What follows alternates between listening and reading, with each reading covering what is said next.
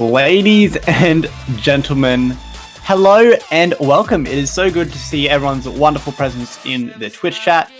And we are here to watch Season 11, Stage 2, Week 2 of the Amateur Australian Overwatch Ladder. And of course, this is presented by AAOL Esports and is made possible by My Republic Gamer. And we have a really interesting set of games tonight. And joining me for this wonderful experience is going to be Freedom. Freedom, how are you going, my friend? I'm going very well. I'm excited to be here for the very first time ever casting in the AAOL. Very exciting experience. So there's two things to look forward to tonight, chat. The amazing games we have coming up and this new beautiful voice on the mic. And I've been keeping up with the league for quite a while. So it's very exciting to finally be one of the voices. Yeah. Yeah, absolutely. It's always a great time to be on the mic here. And yeah, as I mentioned, this is actually Season 11, Stage 2 of the Amateur Australian Overwatch Ladder. So Freedom, if you wouldn't mind just taking us through a little bit more about AAOL. So the AAOL is a weekly casual tournament, so it takes place Saturday every week, split into 2 stages of 10 weeks. So 10-week tournament, split in 2 stages, sorry. Each week is a 5-week round robin, as you may have guessed if you can do basic maths. I'm sure you can. I can't. We are also the largest Oceanic Overwatch tournament with 70 plus teams, and as Nikki has previously covered, this is our 11th season. If you're interested in getting involved, whether being a player or just generally being involved behind the scenes, you can sign up individually or sign up with your team. For more information, be sure to check the links below for the Discord and our official AOE website.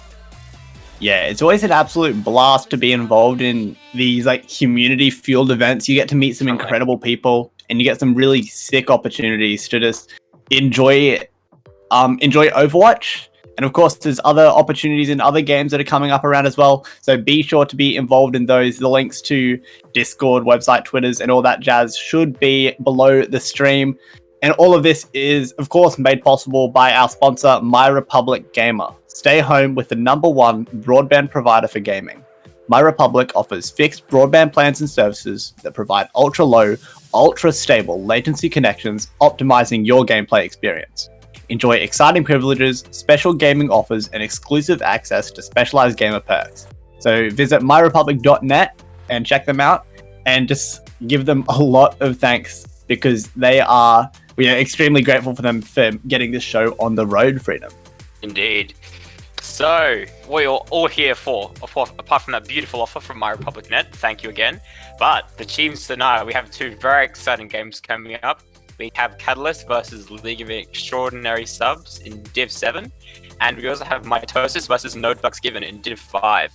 Tell me about a bit those teams, Nikki. Yeah, so it's going to be a few interesting matches, and I think that this is going to be really emphasized by the actual map pool that we have going on tonight. But our first team, as you said, is Catalyst.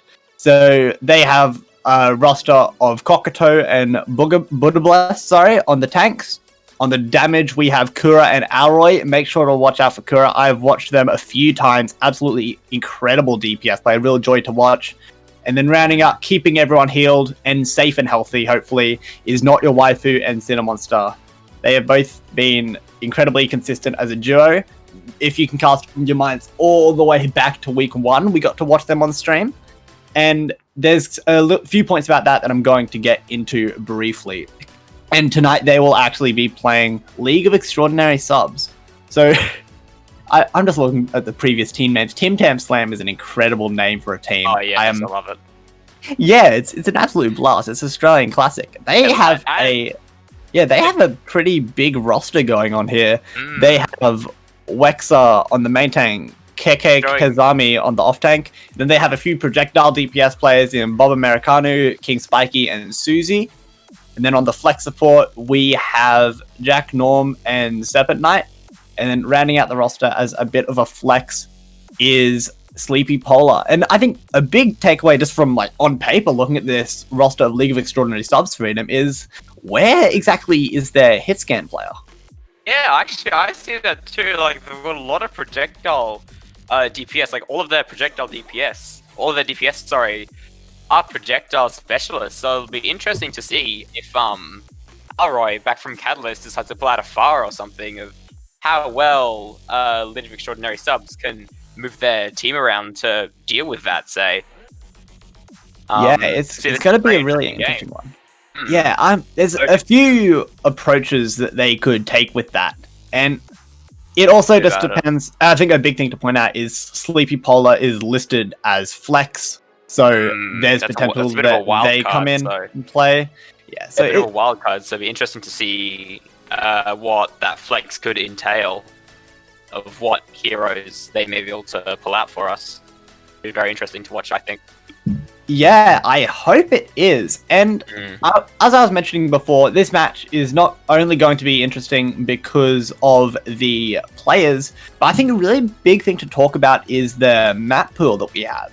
And there's a few little nuances in that map pool that I'm going to highlight in a quick second. So we are starting off on Lijiang Tower as our opening control map. Then we have the choice between King's Row and Numbani, but realistically it's going to be King's Row because King's Row is just the best. And then that is immediately going to be followed up by Dorado and Rialto, Hanamura and Volskaya, and also Ilios if necessary.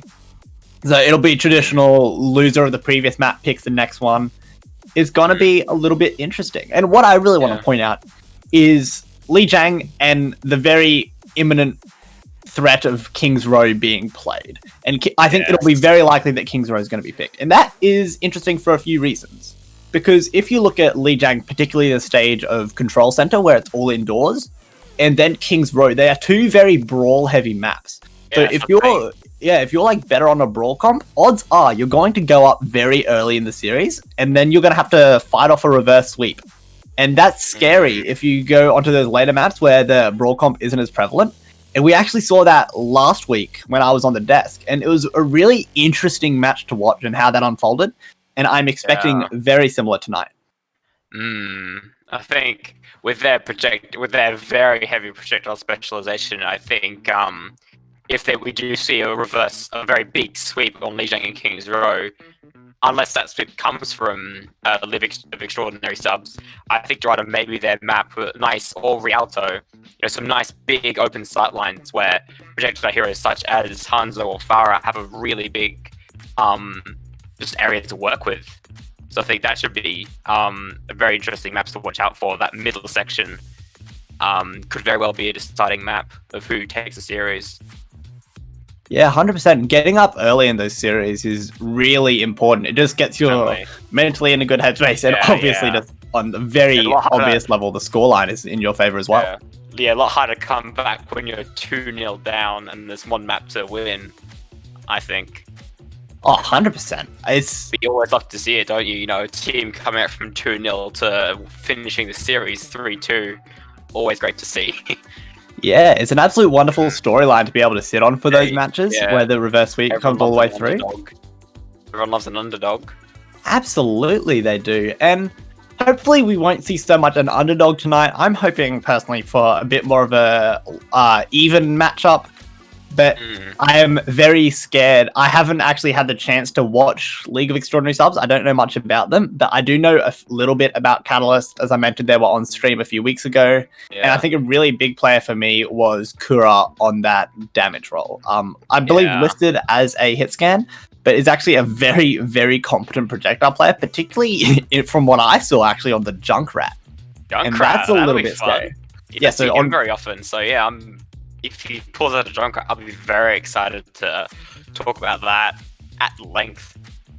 You can you can never go wrong with a bit of Australian spirit, and I think the Junkrat will be particularly prevalent on the Lijiang Control Center, as I mentioned, and also just the entirety of King's Road. Those tight chokes accompanying the broad comps is really going to favor that Junkrat. would not be fun to push in with, or pushing against, sorry, a Junkrat, yeah. Not fun at all. Nah, it's a little bit defense favor the Junkrat pick, but you can still make it work on the offense if you just want to play it as a bit of shield break. There's definitely a few things that you can do with that, and I think that we are almost ready to hop into this match. As I mentioned, we are starting on Lijiang. We are bringing to you Catalyst versus League of Extraordinary Subs, and this match should be coming up very, very shortly. Can't wait. I'm waiting. Nah, spooky stuff. Oh, yeah. Yeah, we're just waiting on teams, but this should be coming up any moment now, hopefully. You won't have to look at our incredibly handsome faces for much longer, which is a real shame. We'll see you on the other side, though. I'll make sure to slap up a cheeky grin for you, or maybe a little wink if you're lucky. And I've gotten too comfortable on camera. I'm not okay with it. No, you can't get too comfortable, I say. On my first time. Definitely not. It's and now we're just going to be looking at Lijiang. Yeah, we are looking at Lijiang, and we are starting off on Control Center. So within Lijiang, this is definitely the most brawl-heavy map, excuse me.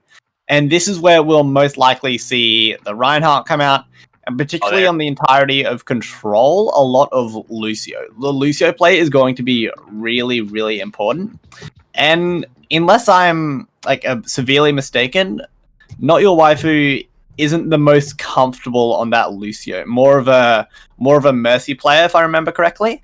So this will be maybe a little bit out of comfort zone. And interestingly, also Freedom, we are looking at both lineups running a double projectile. We are, yeah. So this should be, and both. I thought it was going to be, but yeah, we do see Kira on that Junkrat as promised. So this should be very fun indeed. Yeah, both teams are just pushing into each other right now. Oh, that's a big wall. That's a big wall. League of Extraordinaire's main tank. Ryan does go back down onto the point. They're still holding this high ground. They're pushing into them now. And the teams are just kind of skirmishing on the point. The Ryans are exchanging, and I think the heals from the side of League of Extraordinary Subs are going to be so much stronger with that Moira pick. And it looks like with that, the heals of the Moira is appearing to be more valuable than Lucio's speed boost, and they're just kind of tearing over. Moira landed a big... Oh no, this is definitely a very secure fight win for League of Extraordinary Subs. Unless they're running back to their spawn, trying to make it out with as many members as they can. Very good fight. We have Wexa with a good shatter, with a shatter up, so this should be very big for this fight.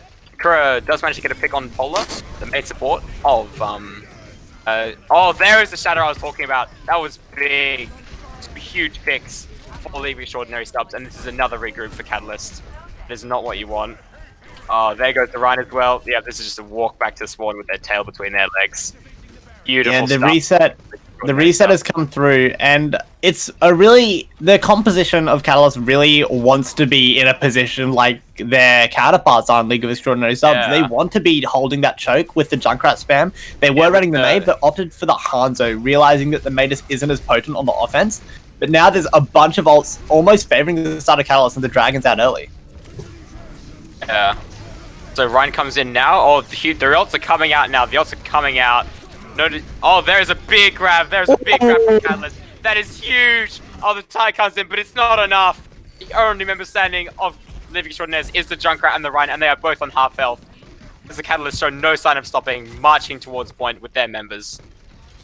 The low health targets of LOES are putting up a decent fight, honestly, but Mutnik finally I don't think it's enough. Oh, there's another. This could be very bad for Catalyst. As coming in, we could see. Oh, Kokodo goes down. This is bad. Another huge shatter. But Nano from Polar working wonders there onto Wexa. Oh, that is not what you want.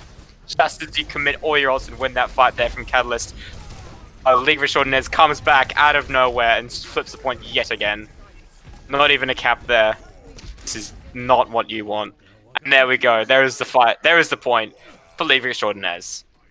Yeah, League of Extraordinary Subs off to a really solid start in this series. And I think a really big thing that I wanted to highlight there is, you said it. It was pretty much a secured fight for Catalyst. The Reinhardt and the Junkrat were backing up from LOES. They were very low health. But the Ryan shield was just blocking all that damage. The Hanzo can only shoot from one angle. And they actually backed up just long enough for, I believe it was the Moira to get back and supply some heals there. So really big plays from the Moira, managing to... And the team realized that they were at like 80% when that was kind of taking place. They were prepared to invest because even if they lost, they had heaps of time to just have a few eco fights, not invest any ultimates, and then come back at like 80 or 70, 80% on their own with a bunch of ultimates online. And we have a bit of a teleplay going onto the point. So now that they are holding the point, the Sim turrets are going to be really potent in just firing in on those attackers. Catalyst does not waste any time putting themselves on the point here. And so LOES is just trying to push on. They can't find anything, any openings.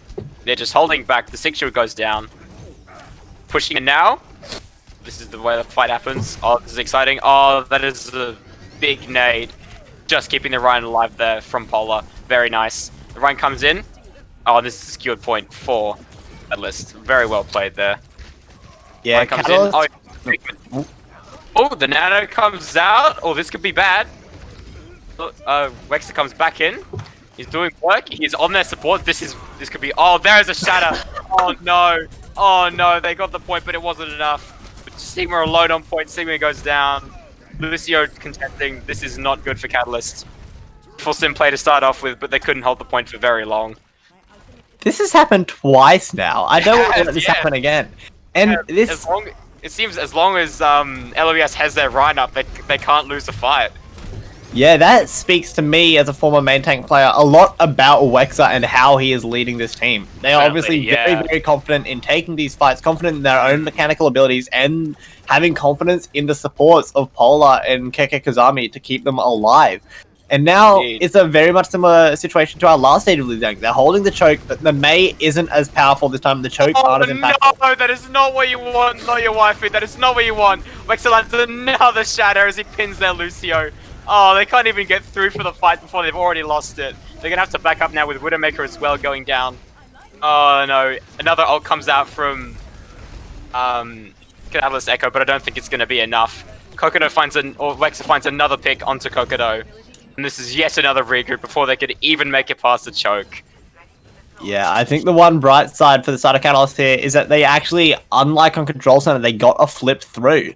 So they have 25% on the board. That is 25% that is not on the side of LOES. So this isn't last fight territory. If they play this fight quickly, there is opportunities for another fight, and there's a few ultimates to invest. Oh, this is bad. Oh, this could be good for Catalyst. They've got some big ults up. Wex is trying to make something work. He's going in, but he's got very low health. His supports are doing a great job of keeping him alive, but I don't know how much longer that can last. Yeah, the teams are still fighting this. Oh, this could be yet another crushing win for LOES, and that's exactly what it looks like. For American popping off with some huge picks onto Catalyst, and yes, this doesn't look like enough. Got one more fight here, and I don't know. I don't know how they'll do in this last fight. Kokodo's going back in. He finds a pick onto the Sigma, but it doesn't look like enough. Oh, and they can't even touch the point before it's over. Well, it's the first map for LOES. That was Ryan. That was amazing work from Wexer that whole game through. Yeah, I think Wexer is definitely a player for us at home to watch out for in the rest of this match. And we're getting to see a bit of Wexer play here, just really aggressive, always at the very front of the team, taking that damage, playing exactly how the tank is meant to be. And the aggressiveness, of this Ryan, I've not gotten over. But to bring it all back to my point a little bit in the pre-show, is that these first two maps are typically very brawl favored. What happens to this team when we go onto something like a Dorado or a Rialto? Will they just... It's going to be a lot harder for their Ryan to get into the face of Catalyst. I agree. That'll be very interesting of how far they can push and how well they can do. Yeah, where the Ryan just has more space to cover. And yeah, how LOS will adapt to that of how their DPS with the range are going to adapt to that and fill that role. We're back on King's Row though, so this is another map that has some definite points for Brawl. So this will be very interesting to see how this goes. Yeah, the side of Catalyst, they don't want to mess around for much. They are jumping straight into Kings. Excuse me, sorry. And I think that's understandable. They don't want to be dwelling on that loss, on that map loss for too long. They just kind of want to get straight into the next one.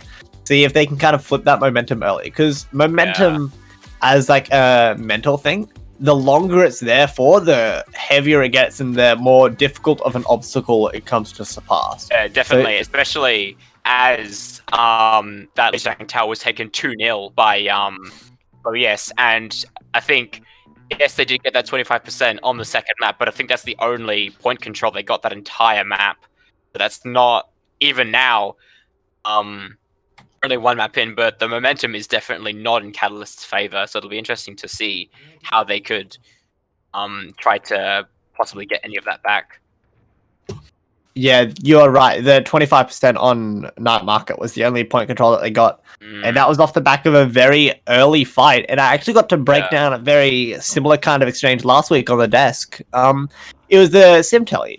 That Sim Telly is used to get to the point really early, and then from there they can hold that choke with the Rhine Shield. They can have like a Doom Fist threatening that, like they did, and also really importantly, it sets up those Sim turrets around those doors. So anyone pushing through it, someone has to push through, take that damage, and then eliminate the turrets, and then the fight can really begin. And that was the job of Vox in that situation, doing it incredibly well, only letting 25% build up, and we're rolling onto King's Row, and not much has seemed to change. Pretty similar compositions all the way around, a lot of Brawl. I think really importantly is going to be Kura on the McCree. That was not shown last time. Is that to shut down the Hunter's Echo? popping off. Hunter's taking out the heal, the main support, and there's 3 picks down. I can't even keep up with this. That is 3 down, 3 members down from Catalyst. Immediately, that is such a quick fight. The Wexer and Polo are pushing up here, trying to take some space. But, yeah, Catalyst won't even get to touch the point here. That was such a quick fight. Yeah, and it was all off the back of Martinek pushing through Hotel, and that little flank getting behind the right shield, getting all the damage in really early. And now Kuro does find Martinek. Martinek got overextended a bit, and he got taken down for his efforts. Kogot is very low here. He's anti, so this could not be good. Oh, it stays up though. This could be dangerous. The LOES here have no main tank, so it'll be interesting to see if Catalyst decides to push up. They're waiting around the corner now. No aggression, but it could change very quickly, and a little bit like LS could meet that now with their main tank back. Oh, but it goes down again! Oh no! And there's another pick from Kura onto the Echo. This could be a very convincing fight win. There's another member. This looks like Catalyst fight, unless they can pull something magical here. Yeah, I think this. I don't even think the LOES can bring that fight back. Losing that main tank early is just absolutely pivotal. Yeah, it seems a lot to me like Catalyst learned from their mistakes on Lijiang and have focused that Rhine down. And once that happens, it seems that LOES don't know what to do in the fight, and they just collapse. Like the members of them and the team just collapses once Wexer goes down, and they can't take any space, and they just have to move or die. Seems. And there's another fight here. Oh, there's a big grab. Oh, there's also a lot of us coming back. Wexer finds onto Kakado. See how they win this fight. Pushing up now. Wexer's going back in. Pins Lucio. Oh, that's a Moira. Oh, beautiful bubble, but it's not enough. Wexer does go down. Echo Copy is down as well. In fact, Catalyst might be looking to pull back, but they are finding picks. So we'll see. Let's keep following. Okay, Wexer's back from spawn. We'll see what he does. Yeah, that was a really interesting exchange. That was one of the few examples that we've seen so far of Wexer getting a bit too big for his boots. Pushed really far forward with that pin. Definitely shouldn't have gone that far forward. Pay with it with his life. And Matnik does find a big. Oh, this was a trade, but that's not a trade you want for the Catalyst. You don't want to trade a DPS for one of your supports. No, especially a support freedom. Oh no! Online. They lose the DPS anyway. This is not good for Catalyst. LOES have all the momentum they want to win this fight. Wexer's walking up as you would expect from this very confident main tank. So you just got a bit of a shield trade here, just facing off. Oh, it's a big grab. Oh, but an even bigger beat. Oh, but the beat's not enough of the dragon. This is definitely a cap. Lucio's very low. A waifu just making it out with a sliver of health. Oh, there's another hammer. Oh no! This ride does not end. This ride does not end for Catalyst, and I don't think they're having fun. Point is capped as LOES moves to regroup. No, it was a pretty, like, there weren't any fights actually won there, really, for Catalyst. Like, really early on in Point B there were. But other than that, it was just a bit of a slow reset from the side of LOES, just waiting for Mutnik to get around and waiting for Polar to be able to play really aggressive with the Reinhardt. That's one thing I've also noticed. Wexa is able to play so aggressive because of the Harmony Orb that's constantly on him, and Polar is, like, up there with the Reinhardt at all times. A very aggressive support player there. There's a comment in the Reinhardt, but too aggressive! That is very... Oh, but the trans comes through. This could be a fight-winning shatter. A fight-winning trans, sorry, from... Okay. As LOES just marches onto this point, unfazed by that shatter. The picks are coming through. Kura does pick their Doomfist, but right now, LOES is definitely up. Kura is finding more picks. Will it be enough? Oh, Kokoda over to the ball to try and get some stall point. Oh, Zen's very low. Kokoda does find the pick onto their Zen. Wexa is down as well, just holding onto this fight with 2.25 meters to go. That is way too close for comfort for Catalyst there. Yeah, but at that point, the spawn room advantage is just absolutely monstrous in the favor of Catalyst. You'd kind of expect them to take that defense, especially with a clutch swap onto the Baptiste from not your waifu. That immortality field that you can deploy to just on the card to keep anyone who's contesting it alive is going to be really big. And Wexa isn't able to get them down with that burst damage. The hammer is pretty gradual. But the thing is, with this... Oh, that's not good. It's not good. But with this time bank here, they have, if they want, the offense can play really slow and just wait to build up all their ultimates, but that goes completely against what LOES wants to do, but they might have to with Wexa falling. So this is even, and Widowmaker is coming back from spawn, so this is where you just want to pull back as LOES and wait for your Ryan to come back. Wexa does have a shadow though, so it'll be interesting to see what this next fight looks like. I think what you were saying about the playing long-range style is definitely what you want to do as Catalyst with your star player Kura. Oh! No, your waifu goes down, but that's another trade. And just as the fight starts, it's already over with 2 picks for Catalyst. Yeah. Finding their momentum again here. Like, they've just been giving ground this whole game, this whole map, and even before. But now they seem to be holding on quite well, actually, and finding picks before the fight can really start. And, you know, as soon as that happens, especially with no mercy, and with no, like, when the hero's not quick moving, like most of the members of LOES are, you just have to pull back and wait for that person to come back. There's not much you can do. No, the fight's already out of an early window. No, Kokoda goes down. That Amp Matrix is coming in big. Okura finds 2 beautiful picks. The grab is big. Alroy is going to go down here, but Wexa is very low, and they still have to pull out. The Ryan Shield very low, and Wexa being very scared. He does make it out, but yeah, that's yet again, you know, with only a few ults used, like just McCree and Zarya's ult used. Another very convincing fight win, and this time is ticking down. So, yeah, the win condition for the side of LOES is this grab dragon which we have coming out, but the immortality is still that we need to get rid of that lamp. Enough. The Immortal's down, and so is Alroy. This is not good for Catalyst. LOES is marching up again. They focused on Wexa though. This is not good. They are down, but again, that spawn advantage that saved them so hard in the first fight here, right on last point, could just be what they need right now as well. Yeah, and it's just a bit of a standstill. They're just waiting for those ultimates to build up. The initial attack didn't work, so it's just a bit of a skirmish. We see Alroy going for the engage, but getting picked off. The DPS are traded, but this covers the defense with the spawns. Again, there's another big grab from Widowmaker, and they can't seem to make any use of it. It's another nano for Wexa. Oh, Kokoda goes down. This is not good. Zarya's probably not long first world either. This does not look good for Catalyst. They might just finally cap. Yes, 17 seconds on the clock. Oh, that's got to be disheartening. Can't even push it. Didn't get the push into overtime that Catalyst was probably looking for there. But I think on the flip of that, capping with time left is really, really important because it means that there's a possibility for a draw.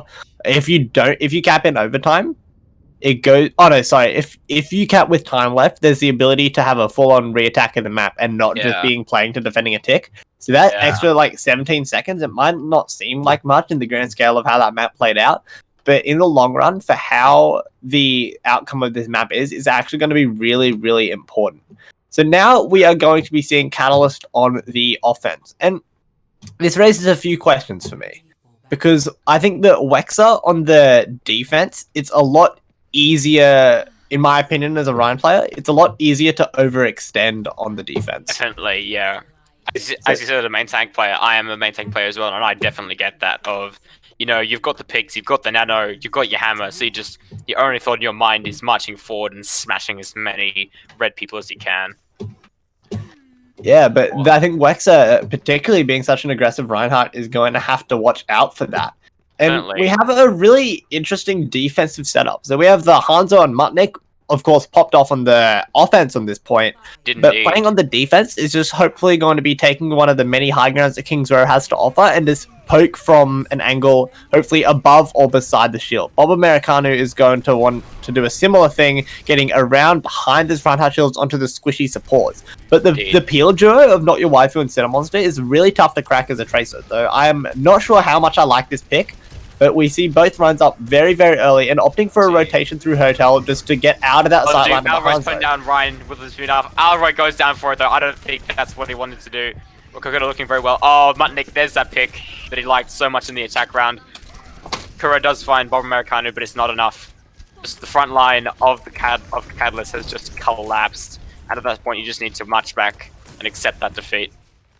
Yeah, interestingly... Oh, sorry. Sorry, Alroy found a decent shutdown on Wex's charge, but I don't think that was the play there, because as you saw, he immediately got focused down by all members of yes, and I think that's another thing to point out, is there's just been some great focus fire from... Oh, that's another bad shatter. Oh no, Widowmaker goes down, Kokodo as well. Mutnik once again popping off. Yeah, look, he looks really strong on the offense, as he pointed out, but on the defense, even better. Honestly, just consistent, great Hanzo play, beautiful to see. Arrow picked off as he's trying to escape. Polo says, "You are not escaping here, my son. There is no respite. There is only war." Yeah, I think the good thing for the offense here is, though, is they haven't actually used any ultimates, so the support ultimates are coming up. The tanks are already online, which is actually really interesting. The fact that the tank ultimates are coming up before the supports when they're traditionally like slower charging is a really interesting point to how quickly the opposition is dying. So the fact that the supports can't actually heal. Oh, that was a very good call from Cinnamon, as Kokoda was very low there. Coming out. Oh, Wex is gonna go down. Mutnik finds Kura though. This is a trade, and that's not a trade you want as LOES, losing your main tank for a DPS.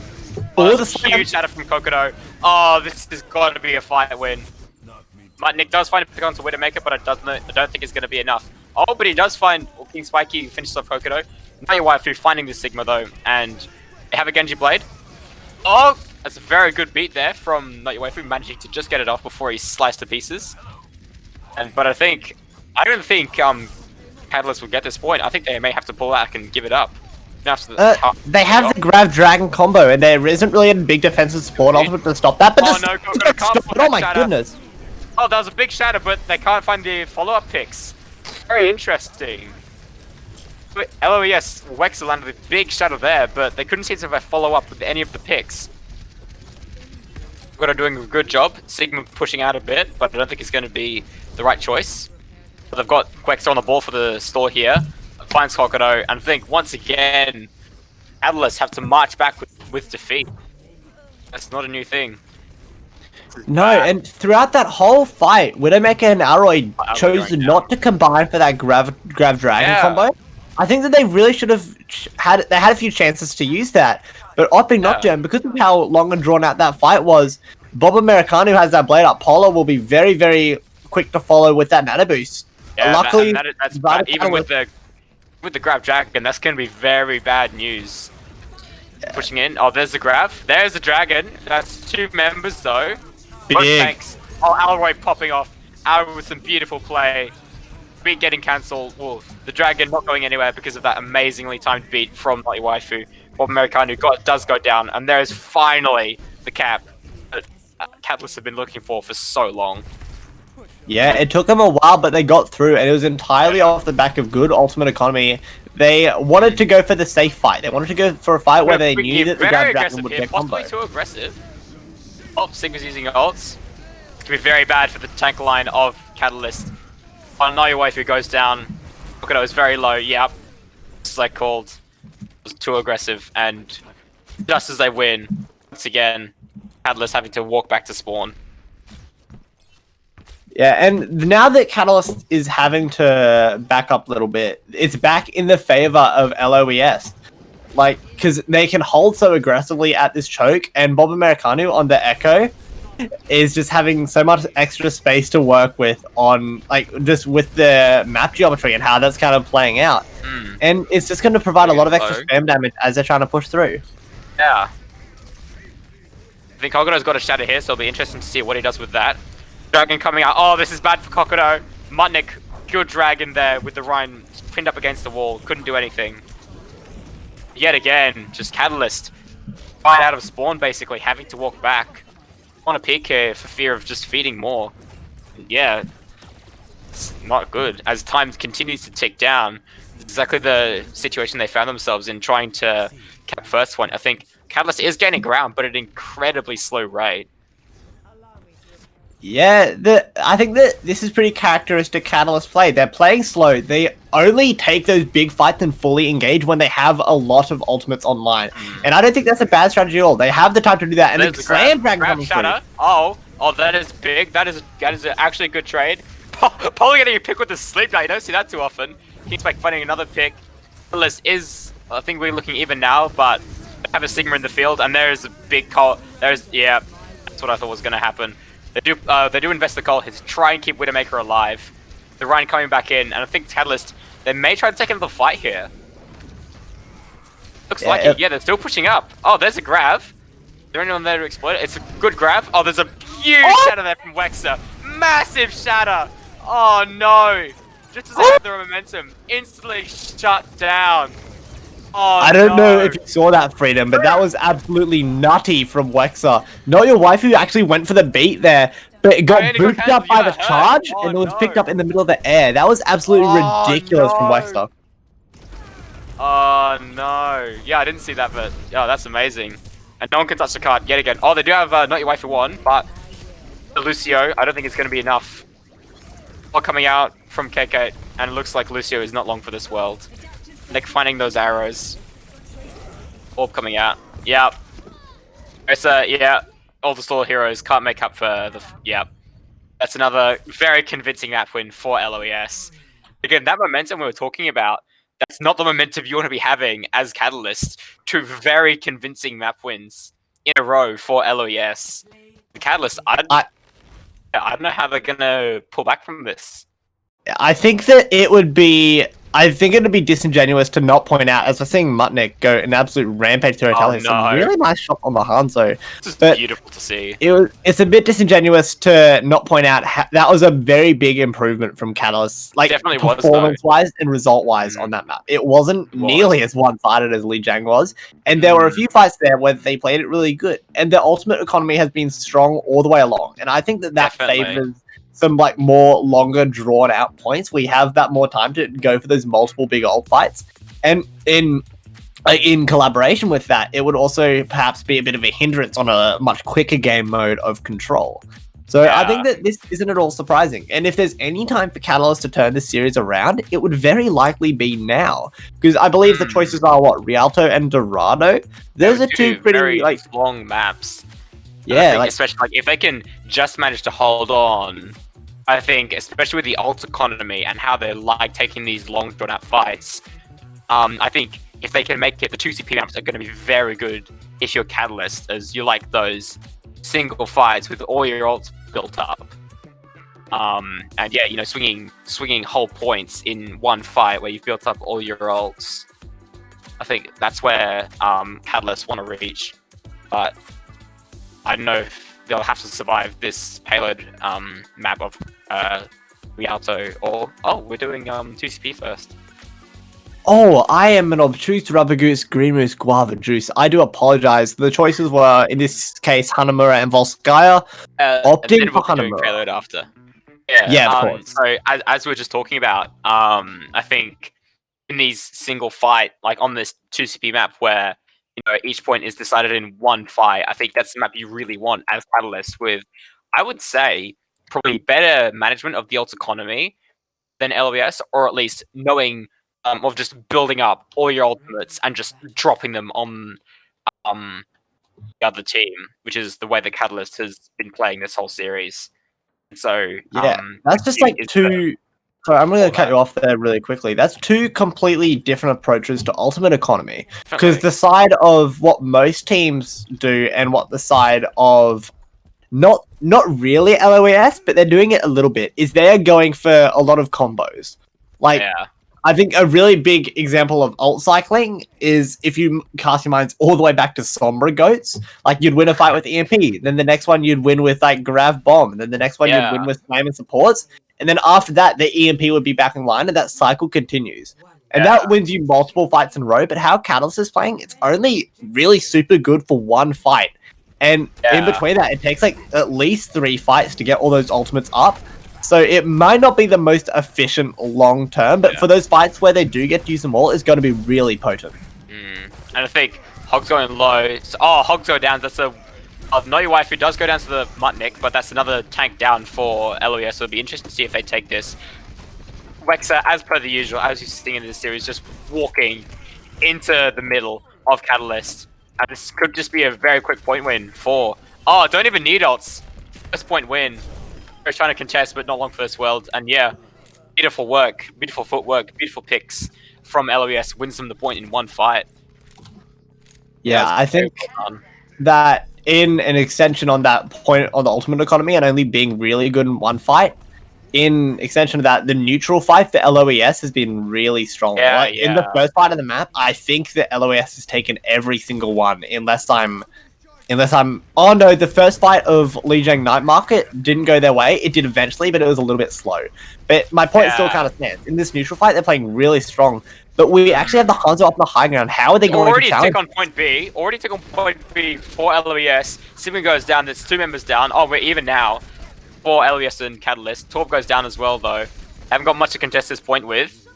Unless they can get their tanks on point very quickly. This could be yet another point win for LOES. The big anti, Wexa goes down.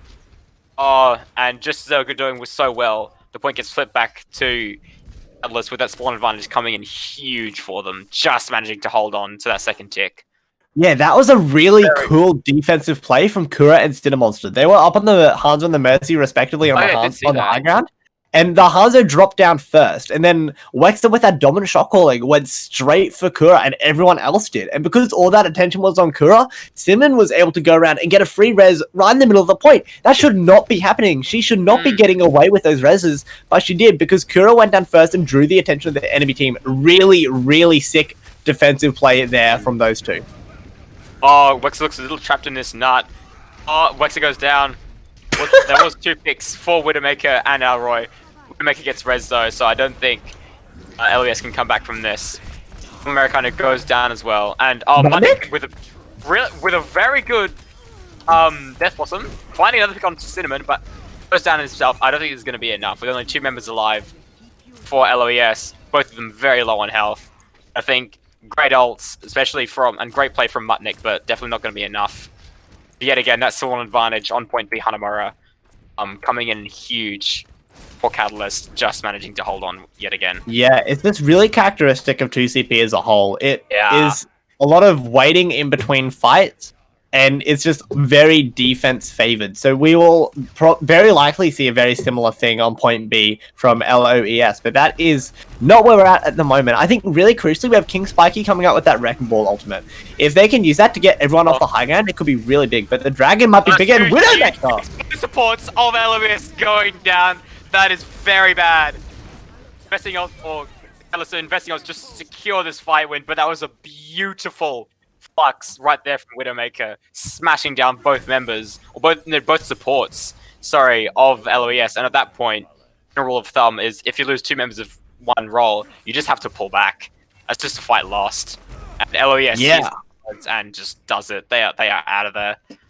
That's a very commonly followed rule, but King Spiky maybe didn't quite catch the memo or thought it was salvageable, still went for that play with the minefield up on the high ground, which is the right play to do. Having those minefields up on the high ground means everyone has to drop onto point, and it gives your own supports, really crucially for the Ana, that high ground.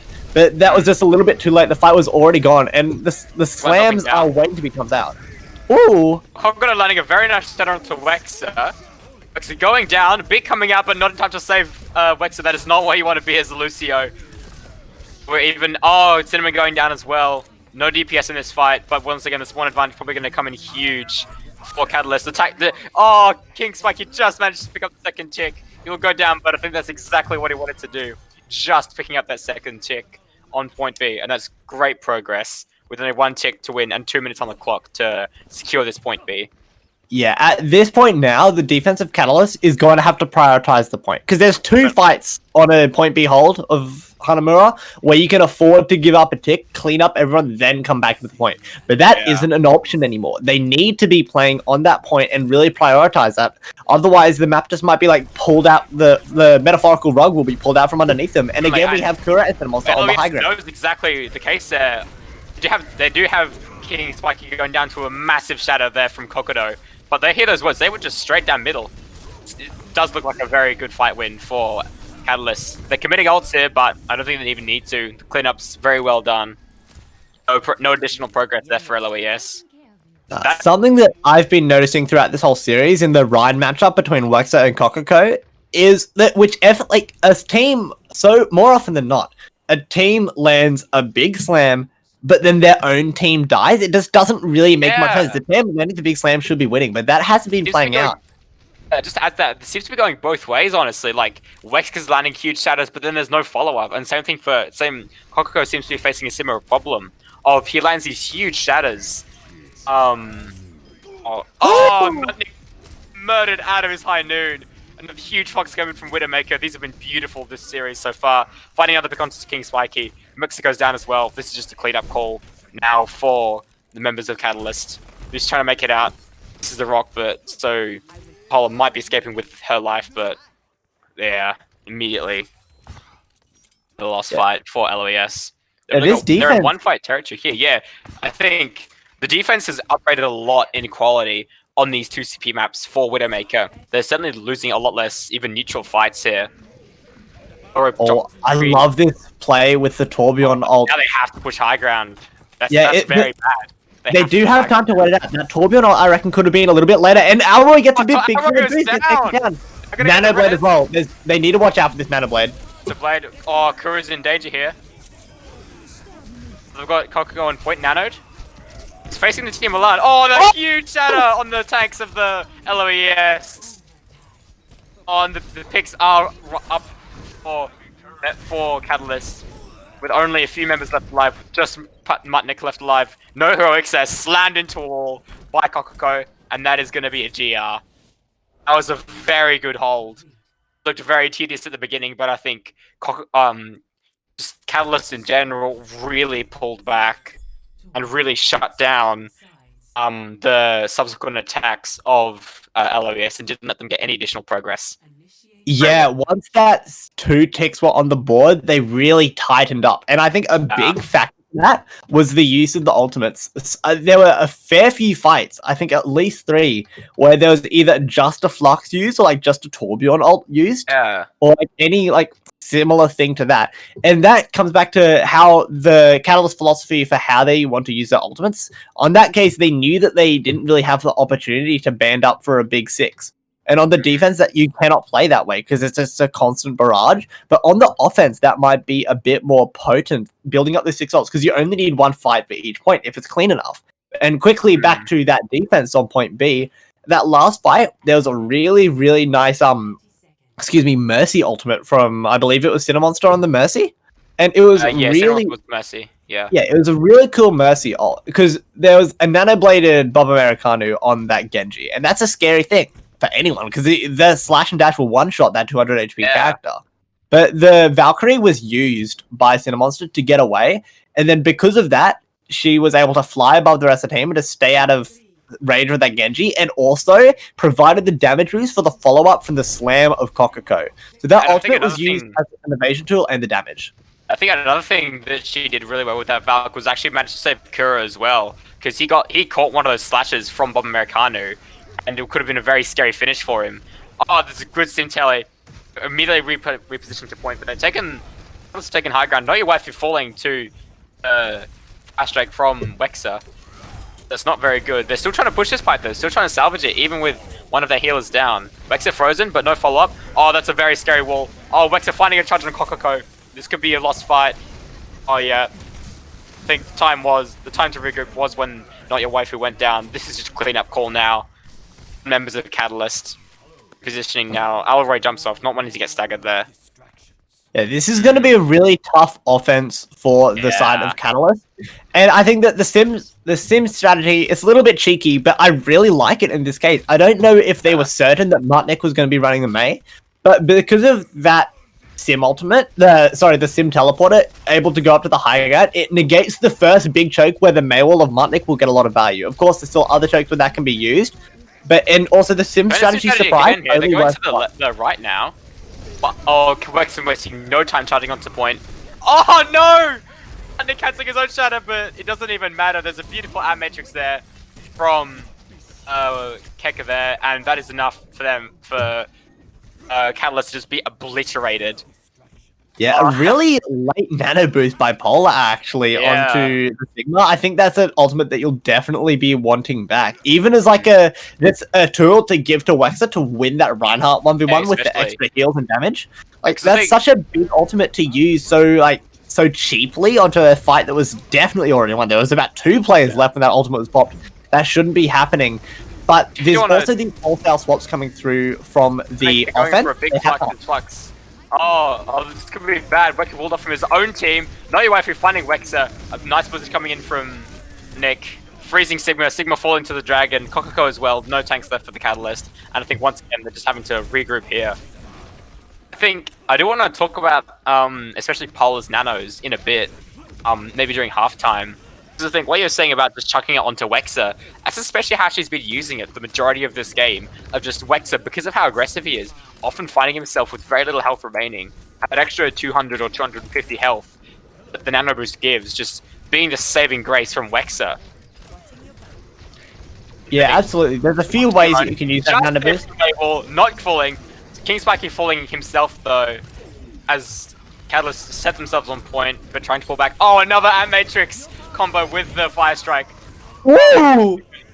Alroy finding a very nice sneaky onto both supports of LOES, which is not what you want. And they do have members here. Bob Americano finding the Echo, but with the spawn advantage that Catalysts have, it looks like they'll win this point, yeah. I don't think there will be time for a recontest. I think that this point is secured. And that was a really, really cool transcendence from Not Your Waifu there. I believe it was the Zarya of Widowmaker was actually slammed and right up in the grill of a nano boosted Wexa, which is not at all a situation that you want to have to be in. That's terrifying. I can speak from experience. That is not a fun place to be. No, and the Transcendence was used to not only save that Zarya, but then get to the point quicker to accompany Kura, who was in like a bit of a skirmish 1v2, 1v1 at that point. Helping Kura class that out is really big, and now they have time to go for one of these 6 ultimate pushes. They have 3 minutes on the time back here. I'd actually watch Alroy here, sees what he does with this copy on the Doomfist. It doesn't seem to be doing much. He's just in a duel with Americano. So he uses that copy, but doesn't get much with it. That's Dragon coming in, giving Catalyst all the space they want, trying to make it up these stairs. Wexa finds a pick onto Widowmaker. Just as you'll hear. We're doing a lot of damage, finding Keke. That's one support down for LOES, but it doesn't look like it's going to be enough. Cleanup seeming to be happening. Oh, but Kokoko finds Bob Americano. That could be the pick they need. Oh, but Kokoko looks a bit overextended here. It's a bit vulnerable in the face. Oh, and there, that's what I thought was going to happen. Wexa finding the picks, slamming Kura to the ground, saying, "You are going nowhere." Just Not Your Waifu left, the only one remaining. Trying to escape with a Zarya bubble. Oh, it's not going to be enough, though. Nah, that offensive... start running soon. Oh, Widowmaker's going to go down. Oh, no. Sorry, but that that's offensive attempt from Kokoko was really, really cool. I really like that smart, intelligent play. He actually pushed in alongside the Dragon Strike of Kura, like Yeah, within actually. the ultimate itself. And Yeah. then once that Immortality Field's down, which was used by Keka Kazami, everyone would be like half, 50%, 20% health. And that Rhinehammer is just so crucial in those situations when everyone is grouped up in that Immortality Field. So it was a really good attempt. Didn't actually quite come to fruition, which is a little bit of a bummer. But this is one of these 6 ultimate fight coming up. And the big slam! But he does get Kokoko. It's a 1v1, but Wexer is Nano, so this is not where you want to be as Kokoko.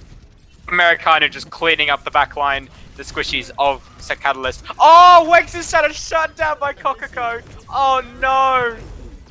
Americano does find a pick onto Kokoko's second tank though. Widowmaker having to come up and spawn with a grab though.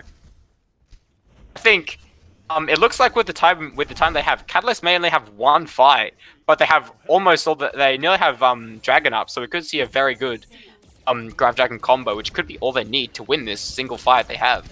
Yeah, the Grab Dragon combo will definitely be big, but then the question is, how do they get rid of that Immortality Field? Not Your Waifu, and Kura and Alroy are gonna have to really focus that lane. Oh, that's a big transfer, Not Your Waifu. Oh, that's a huge trend. I don't think it lasts long enough to save them from the attack visor. Oh, but it doesn't matter. Alroy finds a pick onto Mutnik. Bob Americano taking out Not Your Waifu once the trans goes down. Oh, but Not Your Waifu gets rezzed. Bob Americano is taken down by Kokoko for his troubles. Oh, that's a very big copy, actually. That's an echo that's going to come out soon. Oh no, Kokoko was doomed. Tracer just managed to get out. Oh, Mutnik just escaping the Flexes, sorry, with those blinks. I think with Not Your Waifu down, this is going to be, they've got one tick. Korra finding Bob Americano, that could be the flip they need. I was going to say, they need a pick to, need something good to win this fight. Cinemonster goes down though. Finding another pick onto Keke Kazami. Oh, but it's not enough. No members on. Oh no, there's the 3-0 that LOS wanted to walk out of this with.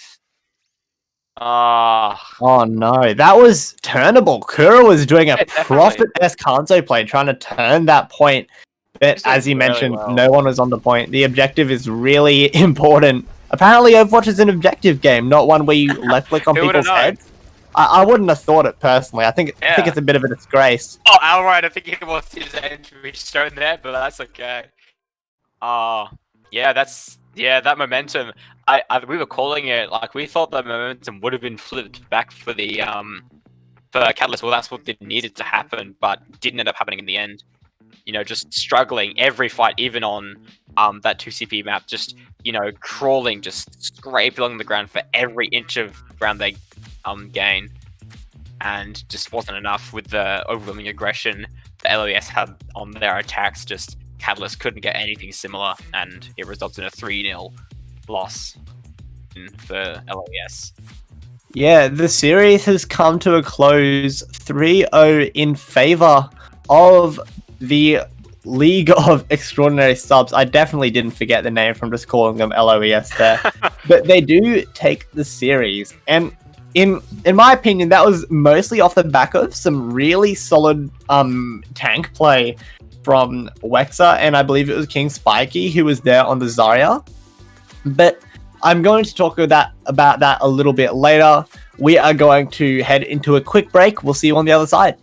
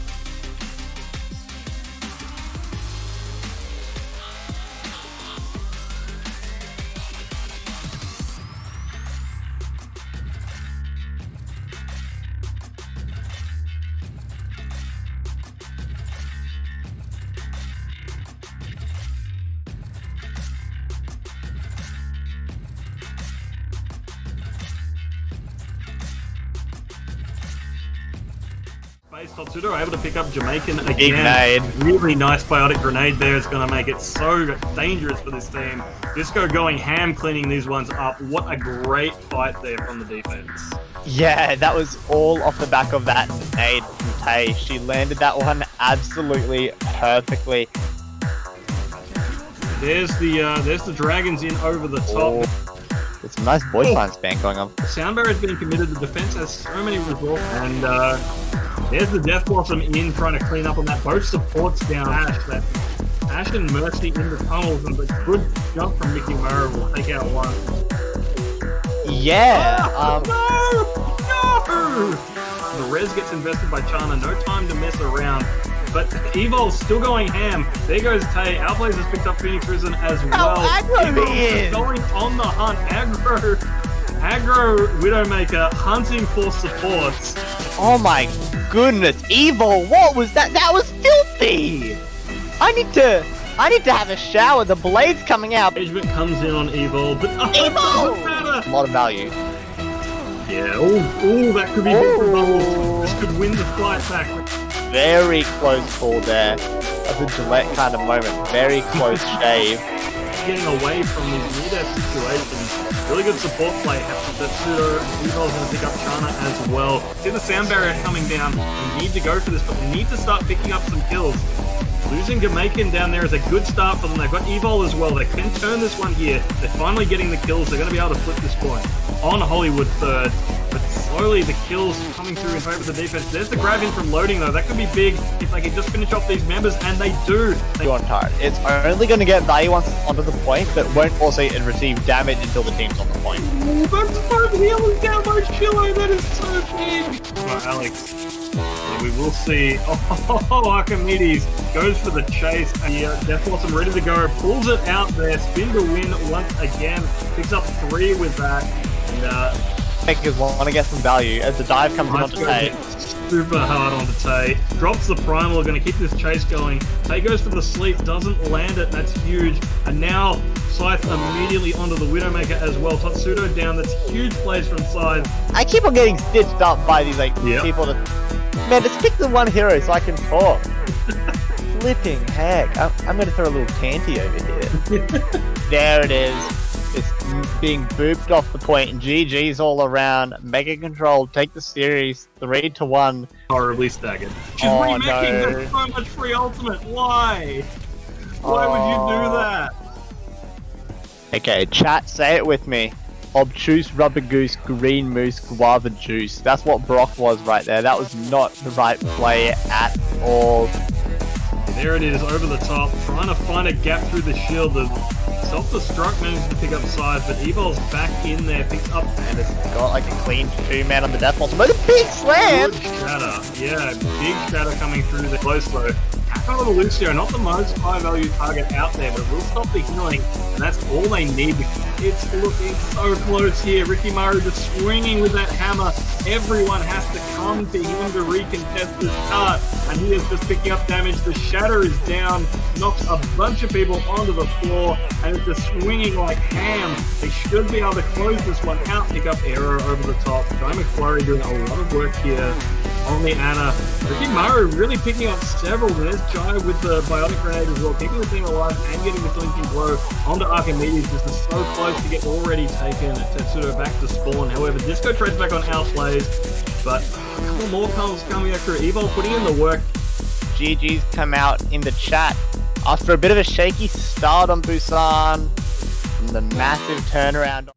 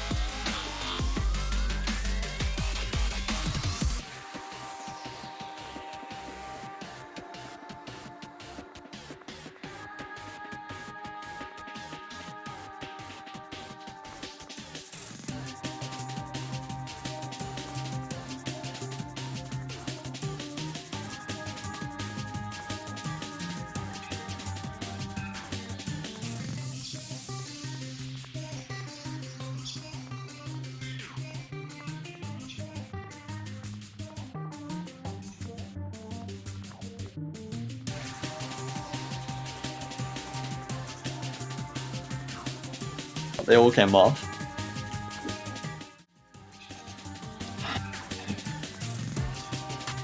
Lost my phone, mate. Ah! This thing is so dumb. My Twitter won't load. I cannot look at the really epic tweets from the AO Esports Twitter account. My internet connection is doo-doo. My Republic game. If only I had them, they would just make this so much better.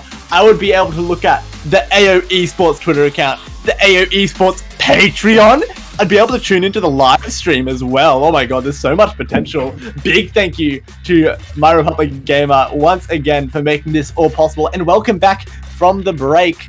We are with Papa Ducker, who is looking a little bit handsome today. Very, very cool. I had about 4 chains, but they all fell off.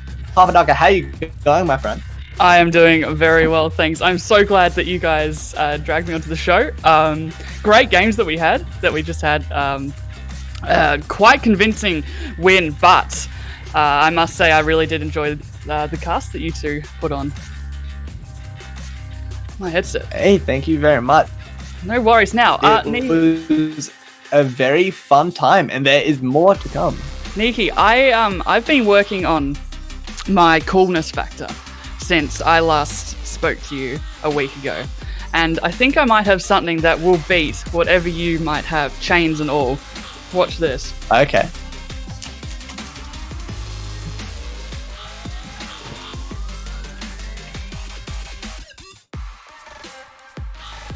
Surely not.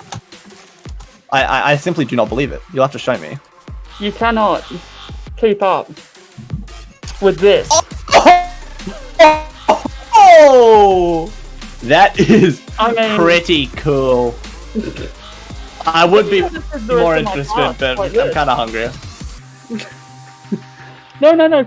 Please. No, please notice me. Nikki, notice me. I worked so hard on this. Please. Do you hear that? It sounds like someone who isn't casting this match of Season 11, Stage 2, Week 2, AAOL, brought to you by My Republic Gamer. I swear I could cast. Oh, I can't breathe.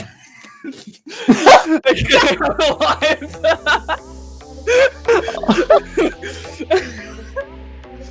I think I'll just. Absolutely dreadful. Oh no. Okay, I was someone else talk. sweating bullets inside that. Almost as much I was sweating bullets from those amazing Rhine plays that I watched, especially on King's Road. Those shatters came in so clutch. Nikki, please. Is Nikki? Absolutely. Yeah. The rifle is really important, and yeah, my internet's being a bit dookie. I can tell you what you do need. It's a little bit of an interesting map controller. Nikki, you need My Republic Gamer. I absolutely do. You couldn't be more right. I could not be more right. In fact, you need to get on that right now. All the links down in the description. But yes, once your internet has recovered from being doo-doo, can you fill me in on what I just saw those last couple of maps? No. I think what I saw, and I think Freedom would kind of corroborate on that one, would just be a bunch of really aggressive Rhine play. And Rhine play is really important because not only is it just like a lot of frontline presence, but it also fuels all of the shot calling traditionally as well. That's a really big takeaway on my end, at least. Indeed, what do you think? Freedom, what was your takeaway from those matches? Again, what you keep saying about the Rhines was definitely deciding factors, and especially for LOE, Legion of Subs. Definitely remember what the E stands for. Legion of Extraordinary Subs. There I go. Fights were just swung like Wax's hammers in those fights. That he would just march forward unabated. Just slam his hammer, and the fight's over. And Catalyst, I don't think did as good a job as they really needed to of countering that aggression and shutting Wexa down. He was just allowed to walk through and clean him up. A bit of a lad, a bit of German engineering came into effect there to pull out that win. He definitely had a very comfortable gaming chair. I will give him that. He had all the gaming requirements. He was on that G Fuel as well. Like he had everything he needed to be peak German man with hammer. Yes. Yeah. He had RGB up the wazoo. I'm sure. You can see his stuff from space. Yeah. All right. He had a custom-made desk as well, like a gaming desk. As you do, right? Yeah, embedded LEDs. Yeah. You see a light show from space. I'm like, oh yeah. Yeah. But he had like a disco, like just on his desk with all the lights he had up. Those damn gamers. Those damn kids. Those damn kids. Bro, like we gotta get Wexer on here and like ask him like, dude, tell us, what's your power bill? Like, what is your power bill at? Like, I've got a cousin that he just leaves his PC on all the time, and he's bought all the RGB equipment, so I can't even begin to imagine the electricity bill. But you know, being a gamer, especially a hydrated gamer, comes at a cost of indeed, yeah, sacrifices must be short-circuiting your building just to get that sweet gamer peripheral. The lighting effect. Sacrifices must be made. Yeah, indeed. You know. What if you could pick like maybe one player from each, both you and Nikki, if he's alive, team? What would you say were the standout players? Even if it is the main tanks. Well, again, maybe I'll just go first. For LOS, I think my nominee is pretty obvious. Of definitely Wexer. For reasons we previously discussed, but I think another mention that needs to be made for LOS, and this will go on to my mention for Catalyst, is Mutnik, one of LOS's DPS. Of his Hanzo, especially on that King's Row map, was amazing to watch. You know, on LOS's first like push to the first point on King's Row, Mutnik just got like I think 3 massive picks with his Hanzo. And the fight was just over from there. You know, like really high mechanical skill, beautiful to watch. And that comes to my nominee for Catalyst of Kura, their DPS. He was definitely a standout for me. Of Kura just popped off. Great plays through the whole match. I've often got the opening pick, and especially in the mid fight, really strong. And I think there were moments from Alroy, but I think definitely like the star player of Catalyst for me definitely has to be Kura. Yeah, he always appeared in that kill feed. You should just and rely on him, yeah. And on the left side, which is important. You don't want to be on the right side of the kill feed. No, that is a good point. That's where the feed comes in. That's where the feed comes in when you're on the left, on the right side. That's me. Look at me. I had a taste of the left side of the kill feed only once before, and it was glorious. That day on. From that day on, I have been cursed forever the right. Nikki, are you back up online? Can you talk to us about your pick? I think so. I think I'm still sitting at a solid like 144 pixels. Oh, I might have just dropped that again. Actually, I don't even know anymore. Dude, I can count your pixels. It's beautiful. Oh no! I did the funny thing. I did the funny thing where I drank lots of water in one bit, but I wasn't even on camera because I was looking at the wrong screen like an idiot. Are you saying that you weren't a hydrated gamer? Loud. Like me? That's just disappointing. Oh, he's getting up. He's getting mad. he's getting that water bottle again. Oh no, he's just getting a headset. That is really boring. Okay. Anyway, Miki, any last words? Let's go. Take it away. Or you... I don't even want to speak. I don't think you can hear me. Alright. Freedom. Yes. Do you want to wrap up this halftime show for us? And then lead us into... Well, I can always say that I'm excited to get into the next matchup. Which will be... Mitosis versus Nerdux Given. and I hope there is plenty of ducks to give on this map. So let's see how we go. Indeed, I have seen Mitosis and No Ducks Given played in the past, and they really put on a show, whatever map they seem to be on. I better be a hydrated gamer because I feel like I'm going to be having to speak a lot if what you say is true. Indeed, the fights are long, but they're so calculated. When I last watched Mitosis, which it feels like it was last week, but probably wasn't. They always have a plan and a strategy going into fights, and I love the way that they fight plan, they ult track, they seem to just do that really beautifully. And I think that's down to Corvus, who's their main support, who I've played with in the past, who is really good, and he shows up. But Taze, his fellow support, he's been amazing. He's absolutely popped off. He booped so many people the last time I cast on Lijiang Tower.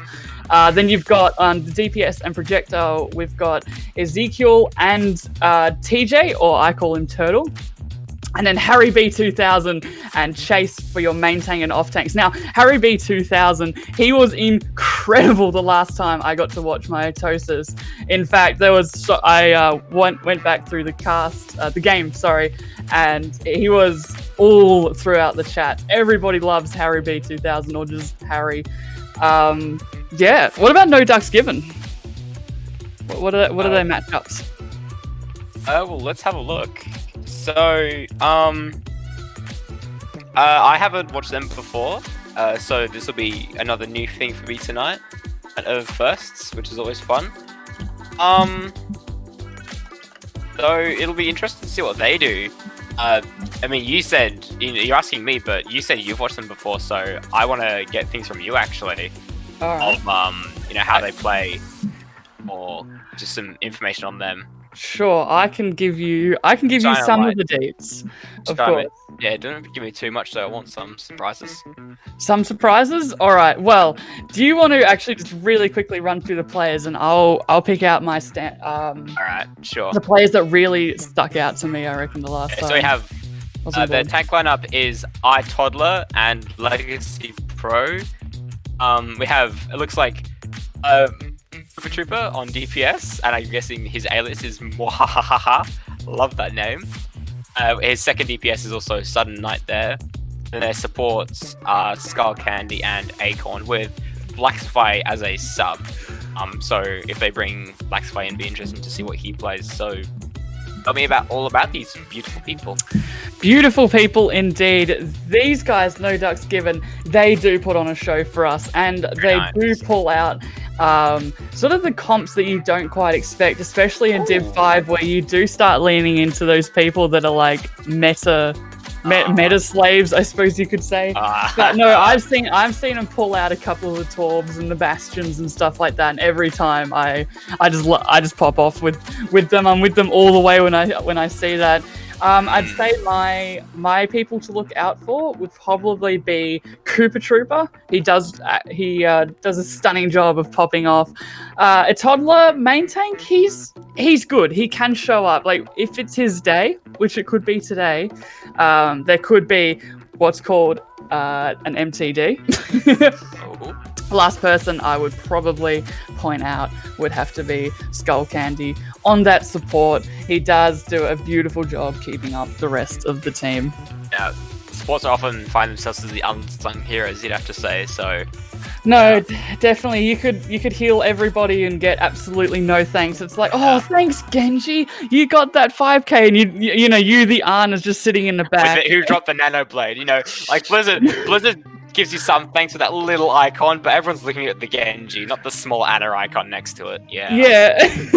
And also, all the stuff behind, like you could have got a sleeping Roadhog that almost hooked the Genji, but no, who cares about that? I only care about I care about the guy who's dominating the kill feed. He's doing the flashy stuff. Yeah. I think we've done enough talking about the game. Hopefully we can get in very soon and watch it. I think I may have returned from the dead at this point. I'm not too sure. But he's alive. Yeah, he's on the edge. He's in purgatory. Don't know what happened there. I'm very sorry about that to everyone at home. But I think that we are almost ready to jump into our next game. I think that there are from what I see there, we're just waiting on a few more players in the lobby, but I think that we are ready to get started, and it should be really, really exciting. And I cut you off too soon. I thought we were going to throw out a match, but we weren't. So I apologize for cutting you off. Sorry for interrupting your very interesting keep speech. Talking about the interesting stuff that is happening this game, then, Nikki, like the fact that I've got the sunnies and you don't. Anyway, let's I just caught a glimpse of those sunnies, and they are amazing. I can only hope to compare to that. Oh, people, they dream about being a pap. No, I'm joking. I am people. You are people. Really, I'm glad to hear. Well, here's a little bit more information about Mitosis and No Ducks Given, if you guys haven't already done a bit of this before, so stop me if you already have. But Mitosis, they've had the same support lineup since early 2020. Their roster has adapted and changed quite recently, which is true. Being part of the KE Discord, you do see a lot of trials going into Mitosis. They swapped main tanks with Torbjorn High Jump recently. He was another KE team. And have lived up to their name and have grown and said a sad goodbye to 3 members recently and picked up a new tank line. And hit stand players, and they're growing as a team, which is true. They are growing so well together in such a short amount of time too. And yeah, what about some No Ducks Given? What's some info about them? Oh, go on. Do you want to take the sneaker? You want to take a sneaky? Yeah, I will take this. I think that there's a few interesting players to point out. Cooper Trooper, I have played with him. I'm pretty sure, unless I've got a completely wrong person, I've played with him before. A very, very talented player. I think I do have the wrong person actually, but that's okay. And I think that a really interesting here is I have been told to look out for the support of Sudden Night. And you said before that the supports don't get much credit, but since Sudden Night has actually been highlighted in this situation, it kind of speaks to me that, again, I haven't seen these teams, but it suggests that maybe there's some very aggressive support play, because that's usually what I'll get. I like the aggressive support. That's Corvus in a nutshell. Corvus and Sudden Night, I cannot wait for those two. You see Corvus pulling out the Zen, and even in comps that don't necessarily maybe work with a Zen, he somehow gets it to work with beautiful positioning, and obviously his projectile aim clearly must be on point to live the situations that he does. Oh no. And, his Moira is absolutely it's the I suppose antithesis of I've got 5 golds Moira, I like to hear that. I've just looked a little bit closer, and Sudden Night is actually a DPS player, so I got that wrong the whole time. It's the Sunnies, I'm too cool. Yeah, it's like radiating energy, bro, and it's like toxic, and it makes me sick or something. I don't know, it's ridiculous. It slows down people's internet, clearly. I'm sorry, my Republic. I am the enemy. Enemy of the state right here. Watch out for this man. I'll just get side tackled by Nikki. Open up! Just never see Pepper again. Nah, Pepper.exe has stopped working. Yeah, I'll just during these matches while you guys are casting, I'll just be super still, and then you'll wonder if I'm okay or not. But But it's going to perform a necromancy ceremony on Papa. We just got back Nikki. Don't want to lose another one. Yeah. We are almost ready to hop in. So maybe my introduction before might almost be actually almost okay, which would be really cool. We're just waiting on a few players from either team here, and then we'll be getting underway again on Li Jiang. And something I did want to talk about on a bit more of a serious note in this halftime is I mentioned in the pre-show before our first match the really big importance of a brawl composition and how that plays out on the first 3 maps. And I think that if particularly on the first 2, not so much Hanamura, but the side of LOE managed to make it work. LOES, excuse me, sorry. They managed to make it work, but those first 2 maps of Li Jiang and very likely King's Row is just really good for brawl comps. And Harry B has been an incredible Reinhardt player from what I got to see last week. So I'm hoping to see some more of that. Insane Reinhardt plays that comes out from him. Do you expect any boot plays, especially from Nikki? I'm not sure if you saw, but Taze was out there on the Lucio getting those boots. He got like a double on one map and then a triple on another. So I'm really hoping for that amazing mix-up and game-saving environmental kills. Yeah, hopefully it wouldn't be bad to see a few sports players get a bit of the limelight. Bit of love. Cool to see that. I'm a bit biased, I must admit. The whole reason I've started casting is to shine light on the support. We're the unspoken heroes, I swear. We covered that earlier. Yeah, no. My team is throwing, not me. Never my fault. No. Never your fault. Absolutely not. That's not one role. Everyone says that no matter what role you're playing. How could it be my fault? Exactly. Look at this man. Because she was never off. I hit every single shot I took. If I remember the last time I saw Mitosis play, they did really well on the first two maps. Lijiang Tao and King's Row, because that was very brawl central and heavy, and that's what Mitosis was very comfortable with.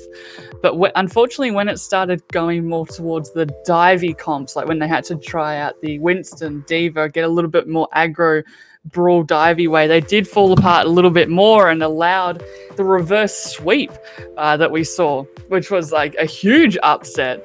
So I wonder if they've been working on that with their coach recently, of maybe forcing the Reinhardt on every map this time, or perhaps just really practicing and knuckling down on what seems to be a meta that's gonna stay for until maybe a massive change comes through. Who knows? But it's this Diva, Winston, Sombra, Reaper, and then Moira Lucio. Who knows? But I'm hoping maybe it might force a little bit more Ryan and hopefully maintain that momentum that they had. Yeah, one thing you did just point out is the use of a coach to say, how should we approach this? Should we be playing Ryan a bit more? Maybe, I'm not sure.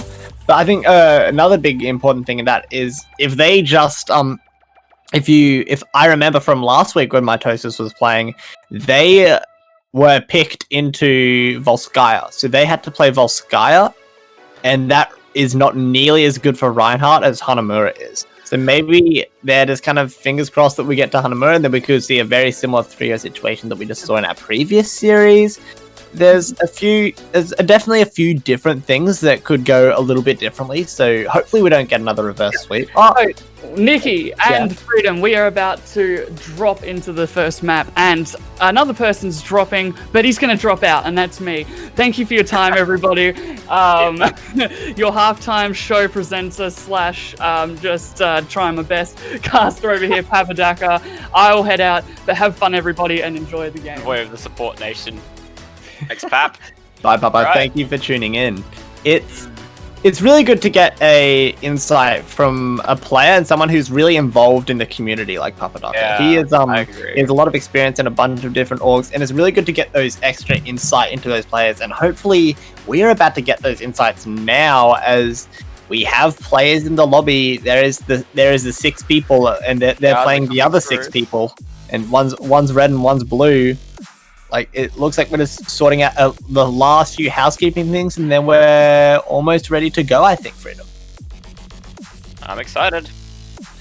One thing that I would like to question is if we get a different sequence of Lijiang maps than we did in our first match. If we, for whatever reason, get to go to Garden, how will that play out? Because I think that is the least viable map for Reinhardt, and especially on the side of Harry B, that's going to be really big.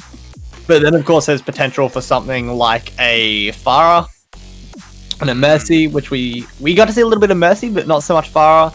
So there's a few options here on Lijiang, depending on what kind of stage we go to. And that's just one of the beauties of the control map. Each map is so independent from one another. Yeah. And we are actually going to Guns. So it's going to be a little bit tricky, maybe for Harry B, who's definitely, from what I've seen, most comfortable on that Reinhardt. And so we're going to see the rest of the series kind of unfold, and we're going to get our first kind of taste of what's happening on Night Market, and we are seeing a very early tease of the Farah. This makes a lot of sense. There's the big fire that you can play around, the big tower, excuse me, that you can play around, and accompanied by the Mercy with that damage boost. There's a lot of potential for a Farah to just get lots of big shots, big damage all the way around during this kind of fight. And we are 4 seconds away from opening the spawn doors. Chasers yet to pick and a pause. Okay. Yeah, I think that I don't know. I was trying to think of a funny thing to say. Maybe Chase's game and gloves. I think it's Harry playing Rat might be what's caused the issues.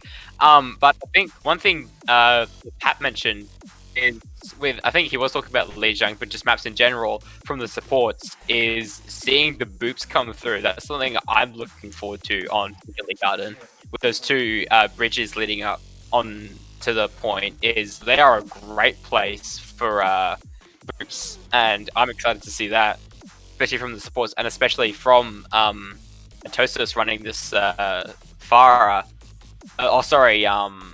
No Ducks Given running this Farah. That with the boops, I'm looking forward to seeing some of them, and especially as a Farah player, seeing Mohaha pop off is something that will make me feel very good. And there's actually a little bit of banter going on in the chat. I don't know if everyone on the stream going on in chat. But it's a wonderful thing to be a fly on the wall on for that one. And we are seeing some very dive-centric comps make sense for this kind of map. And we have the matchup of the Farah versus the Echo. Crucially, the Echo does not have a Mercy pocket, but Echo just has a bit more versatility, particularly in the ultimate for Excel. Yeah, definitely. And Excel was playing phenomenally on the Echo last week, so maybe we'll get to see some more of that. Or they could just Mohab finds the opening pick on Excel. That is that matchup decided, I think. All coming through, but not really finding any. Taraji going down as well. That's both DPS down for Mitosis, and that rule that we clarified in last series, that once you have 2 of 1 roll go down, I think that's when you just have to concede the fight and just run for it. Diva out of mech, Pachuca finishing that Diva off, and easy fight, effortless fight there for No Ducks Given. Yeah, it was off the back of a really early pick onto the Echo, and losing that Echo is just so much damage gone when your other DPS is a Tracer. Like, that isn't exactly high damage, it's more of they want to play a very flanky dive. They want to all collapse on one target from multiple different angles. But then the next question is, who are they diving? Are they diving the Ana Sudden Light? Because if you look at where they're positioned very safely inside the house and just like very far back. So it's a very difficult dive target to get onto. But Harry B is looking to make the best of it. Gets a boop off the map, making me eat my words, Harry B. That's one of their heals, so that is very bad. Thunder falling as well. Farah trying to swing this back. Both DPS trying to swing this back with their ultimates, but Sergio finds the pick on Mohaha, finishing off the Diva. Harry B swinging around this point, the spinning to win mantra, looking like it's going to win at this point. And we're getting a really early taste of how these ultimates are being used from both teams, well, particularly from this side of No Ducks Given. Koopa Troopa wanted to use that Genji ultimate to try and salvage that fight, which I don't think was the right play. Yeah, maybe you just have to drop that one and kind of leave it. Yeah, and that's the play that I think Maha was trying to go for there as well, is indeed like using the barrage to swing the fight. Oh, Koopa Troopa maybe going off the map, just manages to climb back. That was scary to watch. So that's a very scary moment as a Genji player, as any player. Being so close to those maps, have to be really cautious of the environmental kills. So Todd falling. That's the minefield drop from Harry. And that is a transcommitted from Mitosis. I don't know what they're trying to deal with that. But it could just be Maha falling to chase. Could do a play. Mercy spinning around in the air, maybe going for a res with her ult. I think that Transcendence from Corvus is actually a really big mistake, because there was no... From what I could see, there's no need to use that. The minefields were that choke where everyone was. No one was able to engage, and now the blade is going to be absolutely great for Trooper as well. This could be very bad for Mitosis. That's what you would want to save a transport, is that huge nano blade that is just cleaving through the members of No Ducks Given. Harry B stuck. Harry B having to kill himself. Koopa Troopa finding the final pick onto Corvus, but going down himself. I don't think it's going to matter. I think this is a definite fight win. this fight is still so Just topsy trying to turvy. stall though. Oh, she committed. She dropped her bomb, but she dropped herself. Eva's not long for this world. Eva's probably going to drop down soon. Trying to find Chase maybe on. Trying to find. Oh, he does find Sudden Night on the way out. Drops his mech bomb. Self-destruct. That's not doing anything either. A barrage coming out. Oh, Muha falls down in the process. Ult's been committed left and right here. And I don't know how this fight's gone on so long. Might be able to pull this back with all these ults that they're committing. Nodox Given trying to commit a Primal to save this, but looks their members are slowly falling, and I don't know how, but by the skin of their teeth, Mitosis. Actually, I'm not even going to call it. I don't know which way this fight's going. Actually, no. As soon as I say that, just the members of Nodox Given are immediately cleaned up. Some great shooting from the Hammond, Harry B. Trying to make it back on the Lucio, get some extra stall, but looks like XL is going to be the bridge troll and say, "You shall not pass." These control maps usually play out like that, especially in these stagger situations when both teams are playing dive. It's a lot of high mobility comps, and we do see Taze get a clean boop, sending Koopa Trooper into the drink there at the very end. I don't know if the observer feed actually caught that, but it was a bit of a nothing play, really. The point had already been flipped and everything. But back to my original point, these dive comps, they kind of prompt just really quick play, and those staggers can be so good because everyone has so much mobility. And those staggers and the stall can go on for such a long time. Yeah, definitely. But now that we are on Control Center, it's looking like we're seeing a very similar story to what we saw in our first match. Reinhardt, Zarya, Junkrat. Just a lot of close range characters. And really crucially, we have TJ rocking the Symmetra early. I'm imagining actually sticking on the Symmetra. I would have thought a Reaper swap was injured there. And oh my god, look how aggressive they're playing. Just instantly gone down. Junkrat's coming right back out. That's what I would like to see. Oh my goodness. Back on his Reinhardt, which he said he'd be more comfortable on, but doesn't seem to be so. Immediately picked down by Reaper. It is in first fight territory. Oh, Sudden Night. That's that Frogger Lucio I love to see in my Overwatch games. And the pick onto territory, but both tanks for Donox Given falling. Koopa Trooper finding the pick again onto XL. The junk matchups being brilliant to see. Chase finding Sudden Night finally. And looks like Reaper, the final member of Nodox Given, on this point has fallen. Nope, there's still Moira clinging on for dear life, but with not very much health. Taraji finds the finishing pick. And this is surely got to be a regroup for Nodox Given. And as I said, they are pulling back now. Yeah, and that fight was won essentially when Koopa Trooper fell really early. That was because the side of Mitosis, they were there so early because the time coming up. This could be bad. Oh no, just 8 down. Oh no, but they're all very low. That Coalescence doing beautiful work. And once again, it's just a clean-up call on the members of Nodox Given. Clean up an R7. Bibis actually managing to keep Sudden Night and Academic alive, managing to get them out of there. Yeah, but that's just some extra support ultimate charge, but it's still a really tough spot, and we're seeing a very similar situation to what we saw on Night Market with these Simtars. They're just getting so much value, and with the shield splits coming out as well, landing a slam for Untitled is going to be really difficult with that extra shield. Oh, Moha fine. Oh, that is a huge blossom! 3 picks for Mohaha, and then Academic and Koopa coming up with the cleanups with Harry finally falling, and just in one Reaper or one Death Blossom, finishes off the majority of Mitosis, and that is a fight win, flipping this point for Nodox Given. Yeah, the fight does go there, and now the roles are flipped. The Junkrat is going to be really big. I think from the defense here, it'll be a matter of for both sides really. There's grabs and Lucio ultimates and slams on both sides. I think once you're caught in a grab, if you're the Ryan caught in the grab, it's a really good opportunity to let down a slam. We actually have the Telly coming out though, but Untitled on top of things. All directions, both beats are committed. That coming out from Koopa finds Taraji. Is that enough? Academic finding another pick onto the Zarya of Mitosis. Ryan. Oh, yeah, there is a pin there, but that's not enough to get the finish. Oh, but it is secured onto iToddler. Yeah, and everything kind of starts to slow down a little bit. But now, look at these 6 players from Mitosis. They're already back ready to go, led by Harry B. They want this point bad. They're committing that grab, which they didn't use earlier. Sudden Night trying to run away. Academic falls with no heals. iToddler comes in with a shatter, finding Chase. And these are good picks for Nodox Given. Ty coming out from XL. Oh, it's huge! Oh, when it looked like they were coming back, Mitosis says, "No, this was our fight. You get off this point." Only replay the point. Oh, but Chase goes down. Next, Given could still win this fight because they are the ones coming back now onto the point, and they didn't even lose it. Oh, that was such a topsy-turvy fight. That felt like a roller coaster. Yeah, it definitely was. XL tried their best to bring it back there with the Riptide. Didn't quite get as much value as they may have actually liked, which is a bit unfortunate. 3 picks, but it was just so late into the fight. And this is, again, a recurring theme of this match so far, just these use of ultimate and when they're using it. Oh, I don't think that's what they wanted to go. XL does find a pick onto the Reaper of Nodex Given. That's another tire coming out. This could be scary. Oh, Harry be forced with the tire. Terji going all the charge he wants for his beam off the Rhine shield.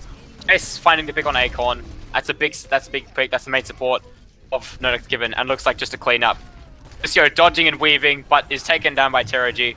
There's a lore accurate elimination, and the point is flipped back on 99% though. This is dangerous territory for Mitosis here.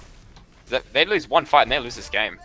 Map, sorry. Yeah, it's definitely a tough defense to hold, but luckily for them, they have a lot of ultimates very quickly coming up, and if they cycle these well and just don't use them all at once, they can get a lot of good value, but Corvus down early. That is such a crucial pick. The heals are gone. Oh, there's the picks I wanted. Oh, no. Oh, beautiful play from the DPS and the, of course, Academic, but the DPS finding those excellent cleanup from the grab there. Is going down. A last-ditch tire coming out from XL, but it's not enough. Tires can't contest the point, and it doesn't even make it in time. Ah, 1-1. This is a very good game to watch. Yeah, so we are now heading into Night Market, and this poses a few questions for me as a spectator, because we've seen, kind of contradictory to what we might think of past experiences watching Mitosis, Harry B didn't fare super well in that Reinhardt matchup. Yeah. Maybe as Papa mentioned in the halftime show, that the coaching has been really a little bit more on this kind of dive setup, and maybe that's what they're more comfortable with. And you can definitely get away with running a dive here. And I think that if it's well executed, it can certainly shut down the more stationary aspects of a brawl composition. But the composition here from Nodox Given is like really split. It's a pharmacy, almost like a dive, but then there's like the brawl tanks as well. So it's just a really interesting contrast of heroes. I'm not sure how they're going to work. Dangerous. I don't think Should manages to save him. But yeah, I totally agree with that assessment that the way that they've structured, Nodox Given structured their team, Harry falling quite low. The Kree stun is enough to finish him off. While I was talking, Wahaha on the fire managed to find Turoji. XL and Chase getting some picks, but it's not going to be enough as XL himself falls. Academic just punching through. Beautiful Zarya play from him the whole game. The D.Va finished off the Zen as well, and that's just a regroup for Mitosis. The first fight here on Night Market going to Nodox Given. Yeah, and now that the Pharah is have the advantage. They have obviously control the point, but also in conjunction with that, they have control of the map. The Pharah can now push a little bit far forward, and they have so much more angles to shoot from. But Hariby's going for a really early engage, just trying to get big hard drives into the pumped up target. Oh! Excellent Taraji managed to... Oh, Acorn as well. The Fire Mercy duo taken down by some... It looks like a good bait there from Taraji, making the Fire dive onto him. But XL coming from behind and finishing him. Oh, Cooper Trooper killed out of his high noon. That's bad. That's half the members. Most of all the members almost of Nodox Given have taken down here. There's a Cole running, but Academic throws himself off the point as Sudden Night is finished off by XL. Yeah, just gonna highlight on the play there from the DPS of Mitosis. That's some great coordination. Yeah, 100%. And that's like Mitosis is known. They've been together for a long time, and even with some new additions, they are very well known for their like really consistent communication, and particularly from my eyes, their support play, which a lot of the time is a shot caller, excluding Harry B on the Reinhardt. And this bomb combo could actually be really big. Doesn't catch anyone. The bubble there from Academic was big. Latron's coming in, just managed to save that Harry, who's getting very low. Oh, Echo Barrage finding two members. XL finishing off XL when it turns back. Oh, that was great. Oh, what was that? What was that barrage, Maha? What was that? I don't think he wanted to do that. That's nothing. Nah, that's an ultimate that you'd definitely be wanting back, especially when, look, they could have comboed it with a Graviton Surge. That everyone grouped up having to face that barrage, that's a really wasted resource that just was let out there. And the Minefield from Harry B just a little bit late. Yeah, definitely there's just, Harry B caught in the grab here, onto the focus fire of almost all the members of Nox Given, but it's not enough. Oh, the crease slammed out of his high noon again, the second time that's happened. Untitled fighting to pick onto Taze. Lessons coming out from No Ducks Given, with that managing to secure the res onto Academic. Harry B is very low here, he does want to pull out and just pick up all the health packs. Sudden Night getting Excel with that call, and once again flipped back over to No Ducks Given. This is kind of the first time tonight, unless I'm just completely forgetting something, that we've seen like two very different styles of compositions come up against each other, and it's been really even so far. The Brawl has had its successes, and so has the Dive. Yeah. And this versatility from both teams and playing into non-mirrors is really important. Excel and Chase finishing off the farm. Mercy. This farm. The visor coming out from Taro G. I thought the fight to pick on Taze, but it doesn't look like it's going to be enough as he goes down himself. Indeed, yep. For play once again from the DPS of Mitosis. I think once again that coordination you highlighted earlier, being a huge factor in these fights. Yeah, and very similar to last round, we have the side of No Ducks Given already on 99%. And coming up on 70% for Mitosis, this is essentially one fight territory. The victor of this fight will very likely take this map and got 1-0 very early in the series. So the stakes are very high, and Corvus is going to have to get some big value out of this Transcendence. What comes out, that's a pick onto both flying DPS as well, for both sides. Trans coming out for the Mitosis here. Minefield coming down. Doesn't find anyone. Oh, Sudden Night almost caught in that minefield. That could have been dangerous. It looks to be okay. Oh, but the baby diva comes in with the double kill. The baby diva. Untitled picked up by a stray mine. Mercy going for a res here. Grouped off by Diva. Chase has been being behind the middle of a barrage. Manages to just survive it. But Chase says, no, I still kill you. And then finishes up the Mercy for good measure. Oh, beautiful plays. Yeah, and at the end of the day, the Dive is prevailing. A really nice little bit of Diva tech there at the very end from Chase, just denying the point touch from the main tank of No Ducks Given. And we have a score on the board, Freedom. 1-0 is there. And at the end, the extra crowd control, the really heavy crowd control ultimates of both the Minefield and the Diva Bomb from Mitosis were just really good at securing off that point. Touching for anyone in that last 99% fight was really, really difficult because there was the minefields going around, and then they had to be really careful of the Diva Bomb and that like abundance of damage that brings with it. And it burnt down the shield from the Reinhardt of Untitled really early as well. There's just so much going on in that last fight. And that's where we leave Li Jiang.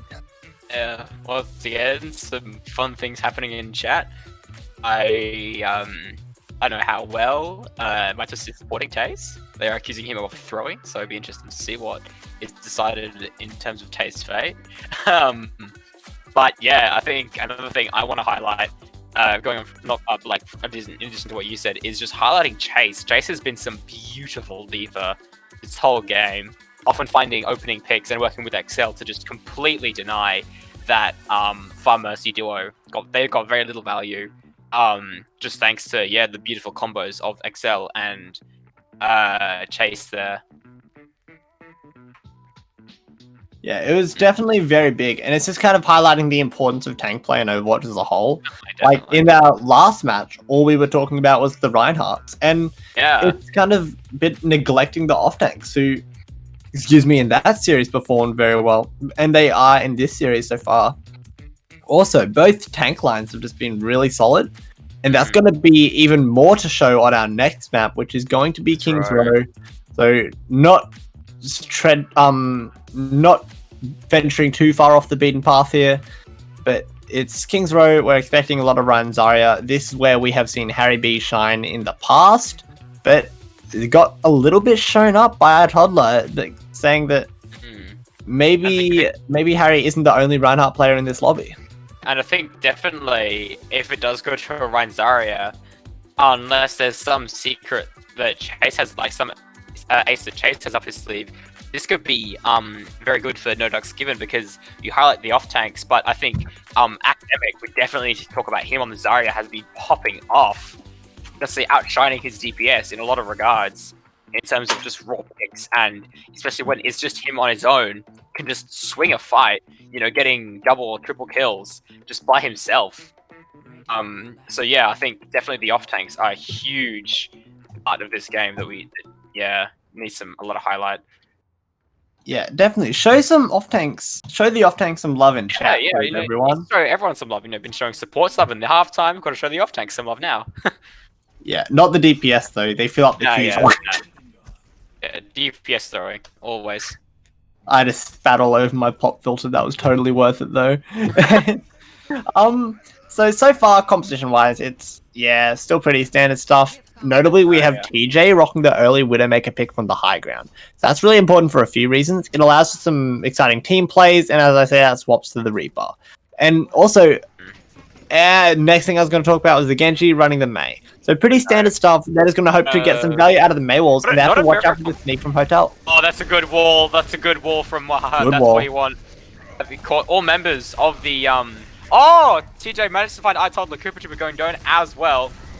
Oh, just the unmatched aggression of Mitosis securing this point when there's a Mei wall, but I don't think there's anyone to clear it up. Chase finding a triple kill. Does look like there is that ace up there, up Chase's sleeve that I was mentioning earlier. Very good Zarya in that first fight. Yeah, that Mei wall from XL was really big, not just because it split off the teams, but crucially who it split. Acorn was on the Baptista fight, and she got completely split off from the rest of the team. The Immortality field wasn't there, just the general healing wasn't there at all. And that lack of success was just finding a gap there in the Mei wall. That was dangerous. Very. Yeah. No one really going there. Cole coming out from Toasters are going to try to use it to push. Oh, Chase taking down. Going down as well. Big shadow there from Harry. There's that Reinhardt you were telling me all about earlier. Harry B just marching in, slamming the ground, and saying to No Ducks, "You are going nowhere except the spawn room." Yeah, nice. Really big play from Harry B on the Reinhardt. And that was a really good fight for the side of Mitosis. Like, they only had to use the slam and Moira ult that charges really quickly. I think the sound barrier was... the sound barrier hasn't really been used yet, I don't think, unless I missed something. So there was a pretty clean ult efficient fight, and now that but now they do have to play into a fight where there's two Mei ults. This could be dangerous. I thought finding a Titan TJ, Cooper Trooper finally showing up. That's 3 kills, 4 kills down for No Ducks Given. Sorry, Cooper Trooper marching in, trying to kill this Zarya. Just finishes off the Zarya before he himself goes down. That night as well, finding XL. That was a very nice fight. No Ducks Given finally stopping the momentum on the cut there. Yeah, that fight was a really good example of how much of a millisecond game Overwatch is. Definitely. Like, how tight it is between these two teams as well. We had Muhaha, who had the Mei ult online, and XL was, I'm pretty sure, 98 at the start of that fight. That 2%... Oh, no. Grab hitting the straight Mei wall. Coming in, getting TJ, finding his Reaper mirror. No picks coming in apart from that, but members of especially Mitosis looking very low here. Cooper Trooper finally finishing off Harry B. Toddler doing a shadow which didn't go anywhere. No, Toddler was actually walled up by XL, so the shadow landed on the top surface of the Mei wall then, and that's what I was laughing at. Oh, that's what happened. That's a little bit funny for my Toddler, actually, poor guy. He's getting absolutely blocked. I think I've had that, maybe ask Pap this on if he's a... Also, you're a main tank player of how many times... I am a main tank player, yeah. So your own mate has screwed up your shadow. Because I can say... It is the worst.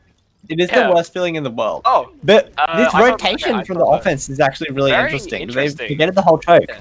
And now that... I don't see that on King's Row, actually. A lot of teams like to just push straight up. TJ, big Beyblade there. Chase finishing off, just members of No Ducks dropping left and right. Managed to find XL somehow, but even Moira only alone on the cart, falls herself. Yeah, very convincing fight win there for No Ducks Given. Yeah, and there was all off the back of that flank, and that was good for a few reasons. One, the Reaper could quite literally get the drop onto the players who were locked up there. Yeah. And also, it just gives the opportunity Yeah, for we Corvus to try just and sit get on the this- high ground at the Moira. Yeah. Oh, that was a shadow big there from slam. Harry. That was huge. Oh, but not a lot of follow-up. They do find Moha. TJ taking out Cooper. Oh, this fight could go either way. With members from every team very low. Big Blizzard coming in, taking no ducks given. Oh, Akon goes down again, and there is a win for Mitosis. That shadow at the opening. It was big, but not a lot of follow-up actually, which is quite interesting. See, Also, I've just realized, Freedom, that Sudden Knight is playing the support. I called it a support, then I thought it was DPS. I have been absolutely bamboozled tonight. It's very scuffed on my end. I do apologize, but there's been some good games to salvage it. Oh no! Oh, that's a good grab. Oh, two members of No Ducks Given going down, but that's a good Blizzard from No Ducks Given, but not enough as their members have just been destroyed. Oh, they've got to get on Stalky out because this card is going to get to the end very, very soon. Oh, great the Mabel Mabel was good though. XL. Oh, and the shatter. Oh, they walked right into that shatter. They did not know what was coming. Oh no. Oh no. Yeah, that isn't ideal there at all. The Maywall's really big from the offensive May.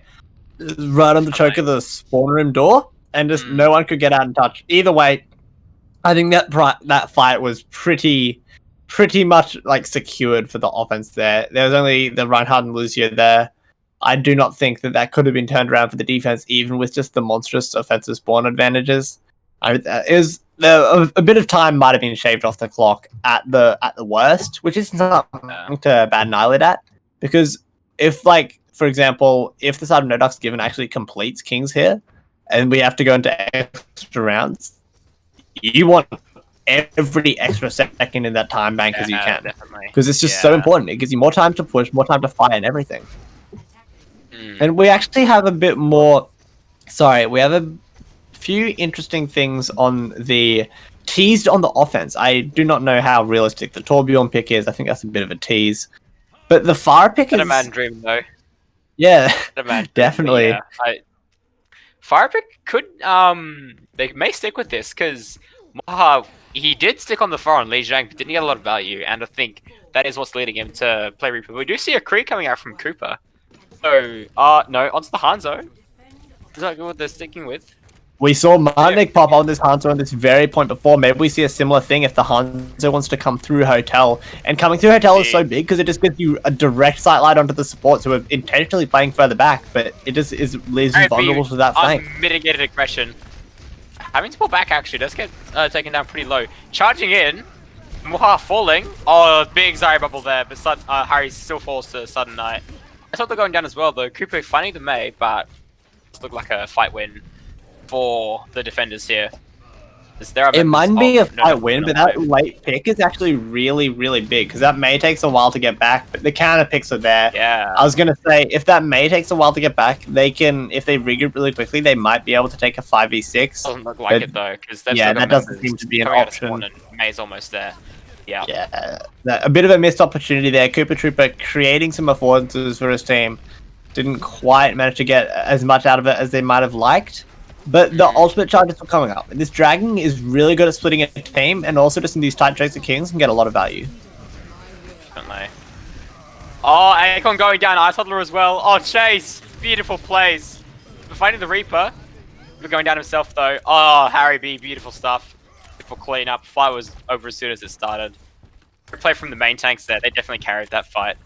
The huge picks. Yeah, and this defense seems to be holding strong so far.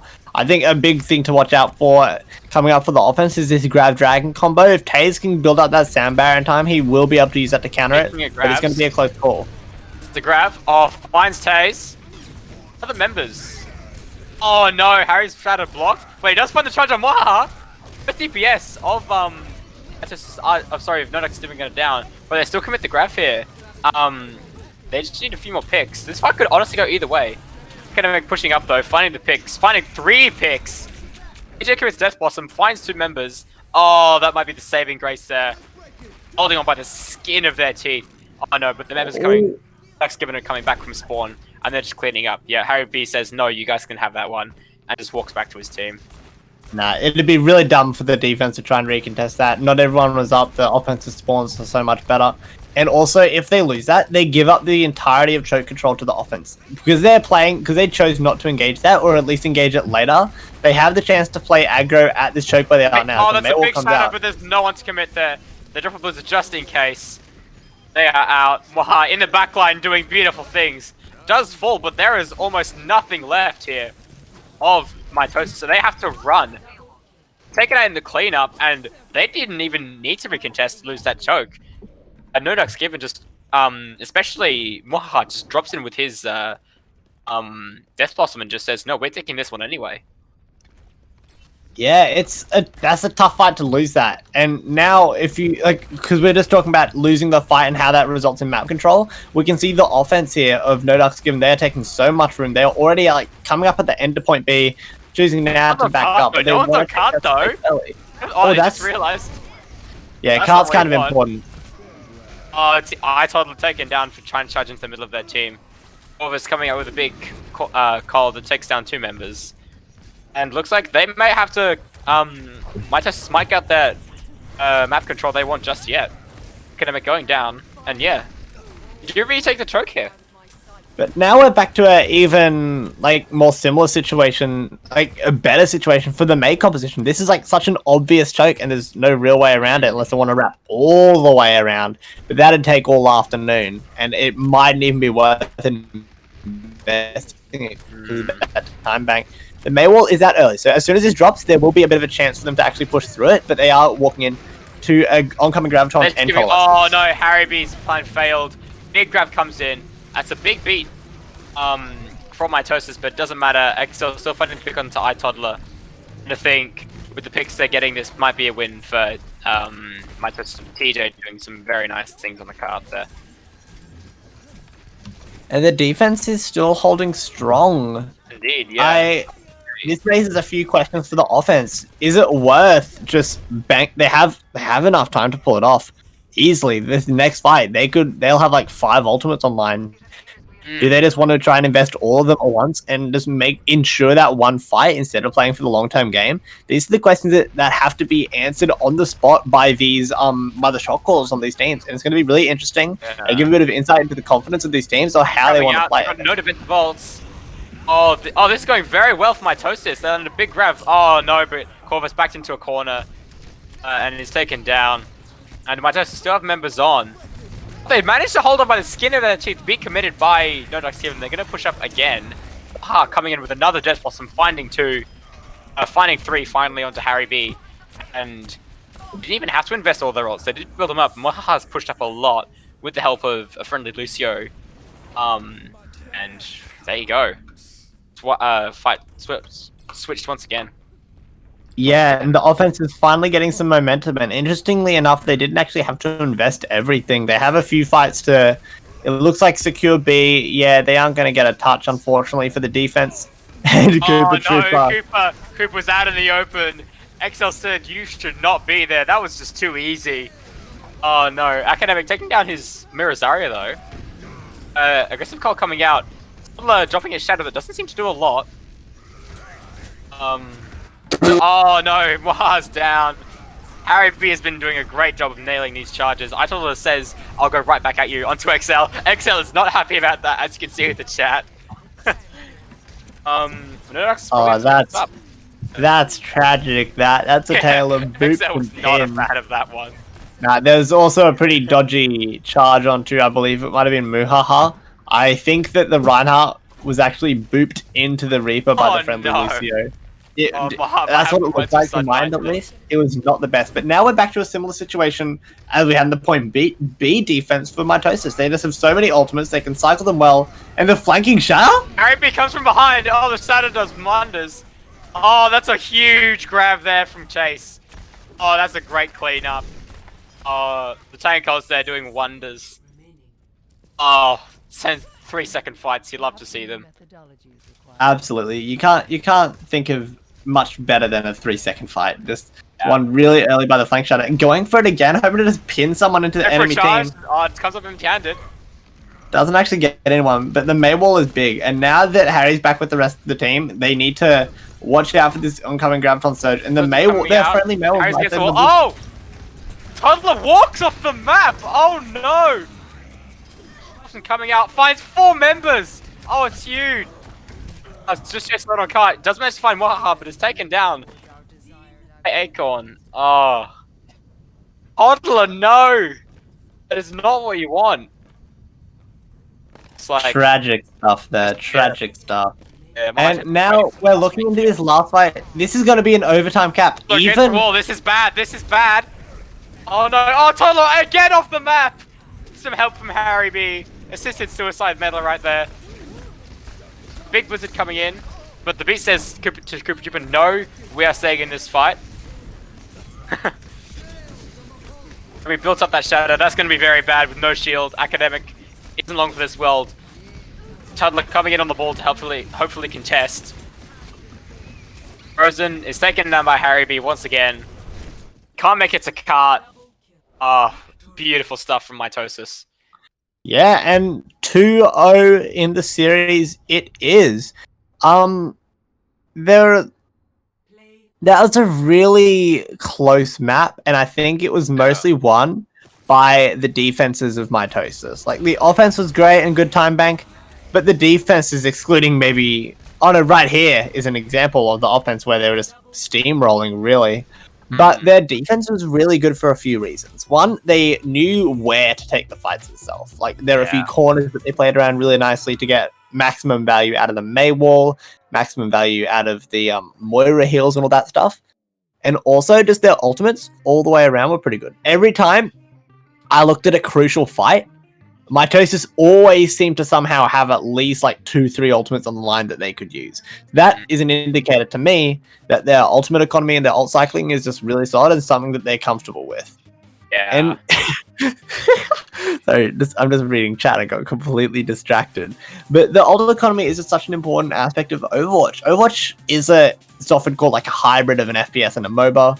The importance of ultimate economy is a really good reason why that argument is made, because the game becomes more of just left click good in the general vicinity of people's noggins, and then they die pew pew. It becomes like a bit more strategic, and that is one of the things that makes Overwatch such an interesting game to actually spectate. And we are heading into our third map, which should be probably going to be Dorado. I thought right from last series it seemed like 2CP came up after hybrid, but we may be wrong again. I think that last series we just completely skipped payload, because I'm looking at the map pool at the moment, and in order it goes Kings Road, then the next options are Dorado and Rialto. I was right the first time. We just completely... I think you hit it. I think we did actually skip payload. I think we played payload with our last two teams of let me try and have memory here. It was Catalyst and League of Extraordinary Subs? I don't think they played payload. Yeah. They definitely didn't play payload, and that's a little bit scary. But this just reinforces my point of the payload map being a real turning point in this series. This is the chance for No Ducks Given to kind of bring this series back around and back into their favor. Because this map, more than any, it's Dorado. So, especially on point A and B, and to an extent C, the Pharah pick from Muhaha could be quite impactful, accompanied by a Mercy. And also, it's a bit more dive prominent, which they didn't exactly do super well in the Ryan matchup on King, so maybe they want a bit of a tempo switch up, compositional switch up, playing some more dive heavy stuff. So this is quite literally turning a new page, turning a new leaf for the side of No Ducks Given. This is their chance to turn this series around, stay alive in this matchup, and just kind of set some sort of record on the board. Try and get themselves into a positive record. They're currently sitting at 1-1 in AAOL this stage. They're hoping to get there into the positives. And From what's even being teased, this is going to be a really exciting map of Dorado. A lot of dive-heavy stuff, Yeah, particularly both the teams- Winston and the Genji from both sides. I don't know how real this is from the offense. A good dive setup. Finally seeing some new heroes. Could see a Tracer Genji. And The Academic defense is pretty damn locked in at this point. This is what they're playing. Interesting. Yeah, and it's going to be, especially with, you can see iToddler playing the high ground here at the moment. Yeah, with these but with Mitosis, it has been said that they have very strong communications. They have the upper hand here on dive, which because of the calls, which are made, could have the advantage here. They're just saying, Given is occupying the high ground, but not dropping down. They're letting Mitosis come to them. DMX popped, so it'll be interesting to see how this goes. Oh, perfect lineup of the Winston bubbles. Cooper Trooper finds a pick onto Chase. And looks like just is pulling back though, interestingly. After one pick on the Diva. That's what we have at these in Overwatch is, once one member goes down, that's basically a lost fight. I think that is definitely to a lesser extent in dive compositions. In a brawl, I 100% agree, but in a dive, it's so scrappy. Oh, finds Harry B. Can't Can't get heals in time, but is taken down by XL for his troubles. If there is a res though, with your friendly neighborhood Acorn, back in the fight, and while he was absent, total cleanup on the members of Mitosis, but right in front of their spawn, so not too bad. Yeah, and if you take a look at where iToddler's positioning at the moment, that's really important because on the high ground you can drop onto everyone without having to expend your movement ability, the Winston Leap, and then you can use that to disengage and preserve your life, which is a really important aspect. And you're seeing iToddler doing that now. Both bubbles being invested, actually getting stunned up and escaping with his life. Does finish off Corvus, who was very low. Nano Blade's out. Big blade here from Cooper. Doing beautiful stuff with the Nano Blade, shoving them back into spawn. You get many picks, but it forces Mitosis to come right all the way back. Yeah, it isn't exactly a super flashy Nano Blade, but it certainly gets the job done. Yeah, and because of that, this defense is still holding strong. Half of the time is off the clock, but really importantly for the offense, XL is coming up on that Nano Blade. So the question for the defense is, how do they counter it? They don't really have a big defensive support ultimate like a Sound Barrier or a Trance, so it's going to be a really scary prospect to fight. Looks like they might be going with the strategy of focusing XL. See, he goes very low. Harry B could be taken down here, although it looks pretty safe. A lot of ults built up. If you were good at ult, he goes Nano Blade. This could be very scary. Acorn is 1 health, so Academic is taken down, and Harry does find the finish on Acorn. Is very low as well. This is just a full retreat from No Ducks Given. Sudden Knight taken down as well, and yeah, we're not long for this world, and Mitosis is just walking along with the cart. So as well, doing all she can, but is probably about to be bashed in the head by Brick. That's never fun. For her life. Yeah, I wouldn't imagine fighting a Brick in real life would be very fun. No, it certainly isn't at the top of my to-do list. It's definitely a little bit down. But this next fight is going to be really interesting for the defense because there's the grab coming up and the blade as well. So if they can combo well and just slash everyone. It's big. I found a support that's very bad. People are getting. Oh, but Acorn goes down to XL. Picks are coming through, but for No Ducks Given. But it does seem that it does appear that Mitosis have card control, as the picks have finally come through. They've committed an Nano Blade. This could be bad. Finds Corvus, finds Excel. It's just his tanks remaining. DMX almost down. Acorn finds. Oh, this could be over. Could be where Mitosis kicked off the cart. They have No Ducks Given have retaken the cart with one fight left. If maybe gonna struggle. Mitosis really needs to get back on that cart ASAP. Yeah, this is last fight scenario. Luckily, the defense doesn't have too many ultimates online. This Valkyrie from Acorn and the Pulse Bomb from Muhaha have to get a lot of value. But there's so many ultimates coming out for the offense that can get a lot of value with the anti-nade coming out as well. Trade. Oh, this is good for No Ducks Given that they found the picks on Brig as well, on a support. That's bad. Bomb could come through. Finds Academic. That's one of the main sources of damage, especially in this last fight where most members are down. They're singling off Diana.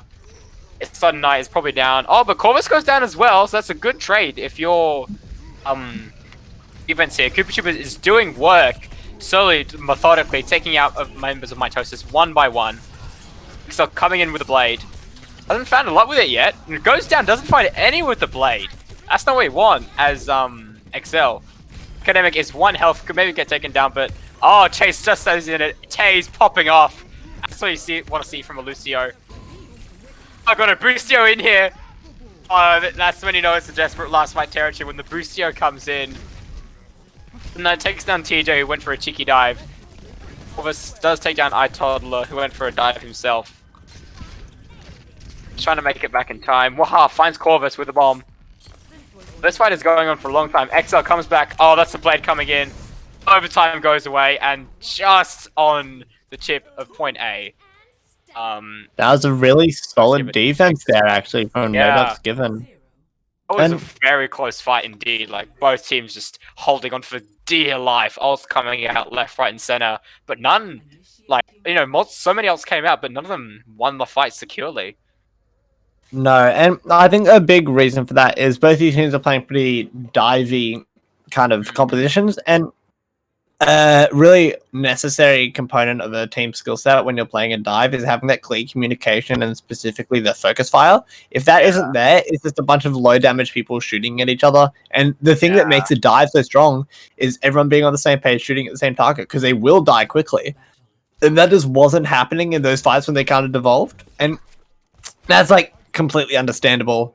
Most teams at this kind of level of competition would face very similar issues, and that's also another reason why brawl comps and Reinhardt and just kind of more individualistic team comps to succeed in like tournaments like AAOL compared to a dive is because the dive is such a team synergy based composition, and if that isn't on point, odds are there's a composition that you could be playing that is just a little bit more efficient. And something that will definitely help with this focus fire is Corvus on the Zenyatta and that Orb of Discord. And as well, adding that like extra damage boost is going to be really big. But they aren't even playing a dive. Actually, Chase on a Hog as well will help with that focus fire of getting a hook. And if they can coordinate well around that hook, that's almost a free kill, whoever they get for Mitosis. Yeah, Academic could have to land a really clean bubble to save that target. But it's definitely going to be a close one, and depending on the range of the hook, it mightn't even be enough because it'd still be so far away from the enemy team. And Muhaha is going around the flank on the Tracer, early dive, and that's how you play it. That was a great dive. Only one pick, but all members of Mitosis are low. Tracer coming in for the cleanup. Cooper. Still in this fight, probably not for long. Huge nano coming out from Sudden Night. That's the cleanup. Oh, not even time for one more fight. This is over. TJ may make it back in time on the Soldier, but he wouldn't last long. Anyways, there he goes. He goes down. Oh, nice sleep. Just a stylish sleep from Knight to secure this map. Secure this series as well. Secure the series? No, that's 2-1 in favor of Mitosis, is it not? Yeah, it is. Sorry. Yeah, my bad. Yeah, that last fight there, essentially the fight, the offensive fight of No Ducks Given was really, really clean. And that is a really good example to every other teams watching on how to play a dive and why it can be so good. We had the Tracer coming from one direction. We had the which was like all the way around coming up the stairs. We had the Genji coming from underneath and the Winston coming from main. The Ana of that, or the Zenyatta, can only Discord one person. And that's just a really big flaw in how that dive composition plays. The Zenyatta pick is just so fragile, and once you're up there and right in its face, it doesn't really stand much of a chance. Yeah, so just really successful dive all the way around, and because of that, it is Mitosis's pick, and they are heading to Hanamura. So there's a few things that we can see here. From memory, Mitosis has pulled out a few. You could call them cheese strats if you really wanted, but there's a few sneaky little things that they can whip out. They can whip out a Torbjorn. The Echo pick from XL is a really notable one as well. But there's definitely opportunities for that on Hanamura.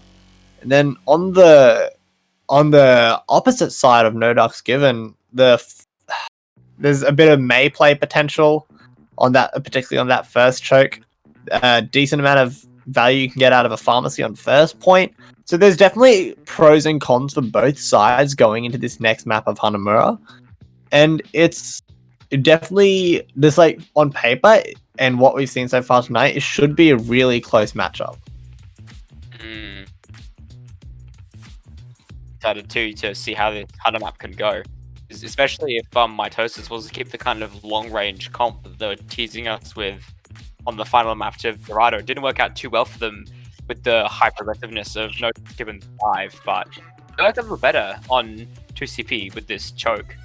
It'll be interesting to see how this goes.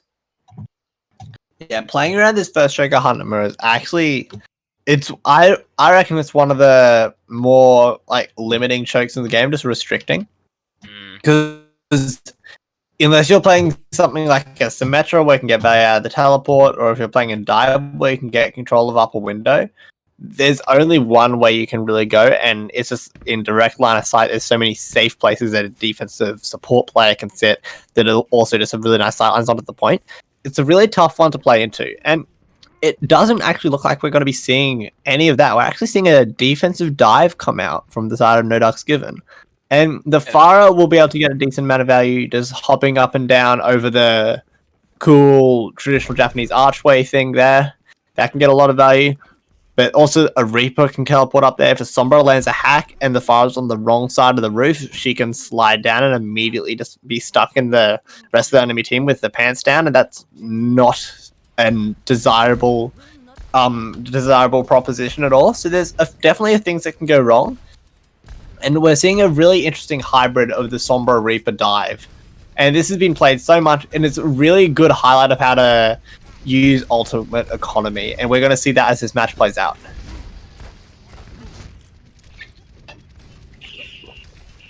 And the fight's just already going on to the point. And yeah, it's a little bit struggling.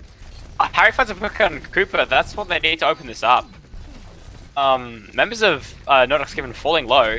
Rotating rounds, maybe give up one tick at this point just to get some heals, but Harry says no. You're staying here and you're gonna die. Oh, Sud Knight's in trouble here. TJ finds the pick, and that is a great opener. Beautiful stuff from Mitosis. Great coordination, as we've been used to seeing from this team tonight. Just moving up, really, no time to slow down. Even quicker than the one that we saw in our previous match, actually. And that kind of speaks volumes about the level that this team is playing, and they are already onto point B nice and early. And during this fight, if they play it quick enough, no, you cannot have that. I told her to find the pick on Sombra nonetheless, and the defect goes down. Chase is in trouble here. Gonna find the pick on Taze, and that's where that aggression is curbed. Chase goes flying into Narnia. Yeah, that is it was great stuff. Yeah, No Ducks Given just slam that momentum straight down. And now that we have particularly Cooper Trooper on the defense here in the Soldier 76, there's a few angles that they can take, especially if they get the opportunity to wrap all the way around and then hold defensively when everyone else is on the point where they are now. There's so much free fire that you can take onto the point, especially when there's no shields online. So Cooper Trooper is just trying to get as much fire as they can out of the map geometry and how the composition of the rest of the teams are playing with the Soldier 76 blink. And someone will have to contest him, and the jump actually misses, and the Nanovice is out. Oh, the visor comes out, but Cooper Trooper finds pick onto Corvus. Oh, TJ has to back off from that. Oh, he's just standing in the middle of it. He's taking all of it, and he finds 4 picks. Monster pocket. Both supporting Cooper Trooper there so well, and it shows he cleans up 4 members of Mitosis single-handedly. Yeah, that's a bit of a tough one, but luckily for the offense, look, they're like 5 ultimates online, essentially 6. The Moira won't be too far behind, but for something like an EMP, but the bomb, I imagine that was a fat thing. They wanted to do that. That's very bad for Mitosis. No, that's actually really big too, because without the bomb, but then the EMP, which they do, which was very deliberate. TJ finds Akon with his Death Blossom. He's gonna walk through, another beat coming through. Harry B, the picks are coming through from Mitosis. Academic falling himself. They only have iToddler with the Primal contesting on point, but he may be not long for this world as well. He goes down to Corvus, and that could finally be the point win that Mitosis is looking for. Oh, Mar taken up by its own barrage. Chase denying the res from Acorn. Taken down as well. No contest happening there. Chase body blocking the door, and it works out well. Very easy fight win for Mitosis there. Yeah, and the result of that is obviously a full cap of Hanamura and a pretty hefty time bank to boot. Oh, 332. That's not what you want to be looking at. as No. the offensive team now for No Ducks Given. Time bank, in terms of if we have to go extra innings with time bank round, Mitosis are already in a very good spot. But judging of how they really well played the defense of King's Row, hopefully they won't even have to get to a stage where they have to worry about something like getting to point B. If they can just hold really solidly on point A, that's obviously what every team wants to be doing. But particularly for a team like Mitosis, that is definitely the goal here. And the composition that they're playing kind of reflects that sentiment. They want to bunker down and they really want to commit to holding the point with this Sigma Rissa composition. And when I was talking before about the sightlines that a defensive support player can have on Hanamura A defense, that extends out to the DPS obviously as well. A sniper like an Ash can get so much value defensively, especially when accompanied by the Mercy. Dynamites into the choke can be big. That knock people off the high ground with the coach gun. This has so much potential. Ash is really the full package as a DPS carry. It offers so much, and also the Bob ultimate to contest the point is just absolutely massive. So honestly, one thing I do want to see from Mitosis is if they do drop the Bob. One thing I've always wanted to see is using at Matrix on Bob. It's an amazing combo to behold, and I have pulled it off, and it is beautiful. It'll be very fun to see if Mitosis can give me that. I'll be a happy man. But No Ducks Given pushing to the right here with control of the high ground. Untitled says no, we're actually going to go left. Drops up to that high ground. Just see what they're doing here. They're just kind of faffing about almost up top. I don't know what they're doing. They want to wait for the right time to engage. They're trying to drop it into contest. With this bunker comp, they just can't get any space. XL just destroying iToddler. Getting the res. Oh, very dangerous, but does manage to get it off in time. Chase is looking to hunt her down. Oh, Moha, beautiful cleanup. Mercy, the Mercy pocket doing wonders. And members of Mitosis just falling left, right, and center. Sigma Ash alone on the point here. Moha just has been cleaning up this whole round. Beautiful plays. Sigma finally falling as well, and that's that. That's point A for No Ducks Given. Yeah, the defenses from both sides have been a little bit flimsy. Especially on point A, yeah. Yeah, so maybe the side of Mitosis can pull something off a bit heroic on point B. Or maybe not. Maybe just this the composition that he's playing and the map itself just really favors the offense, which goes a little bit against the grain in terms of what you'd expect from a 2CP map. Usually defense can be set up really solidly. But with this junk out on the high ground, it's a very difficult dive target for someone like him. Just see what's going on here with oh, Chase is stuck. Oh, just takes down Chase single-handedly. He got played. Blade coming out from Cooper. There was picks on the side of Mitosis, but the blade, the nano blade, sorry, comes in and just rips apart Mitosis. And once again, like I said about the defense, very convincing, very well done for the offense here. Offense have just been claiming this map for both sides. He finally falls himself after the beautiful play from Wahaha. Exo trying to come back with the Junkrat for some heroics, but looks like, with 3 embers on, looks like a capture for No Ducks Given here. Yeah, it looks almost imminent at this point. Ty coming out from XL. Flux as well. Ty does find the Flux only picks up corpses. I don't think No Ducks Given may lose this fight. Mercy finally taken down. And yeah, No Ducks Given have to push back from the verge of victory. 88%. That was great. Yeah, we were nearly looking at an absolutely ridiculous time bank there, actually. That would have been like coming up on 5 minutes, but luckily for the side of Mitosis, that did not come true. Even if this next fight comes through, it's looking to be a very similar time bank to their own. And Muhaha is already in enemy territory, just really sneaking on that Tracer. And he has another pulse bomb. That was the beautiful play he pulled up on. Oh, there's the second. 2 members. Oh no! Muhaha has been dropping huge bombs. A second down as well with a very well-timed dive. Only tanks left on point here for Mitosis. I thought it takes a bomb, but he's healed through it. Very good job on the healers from No Ducks Given, keeping their Winston alive on point here. It's just hanging around and choke. There's still a fight going on point. Looks like, oh, XL is taken down. As I was about to say, they're holding on, but I don't know if they can.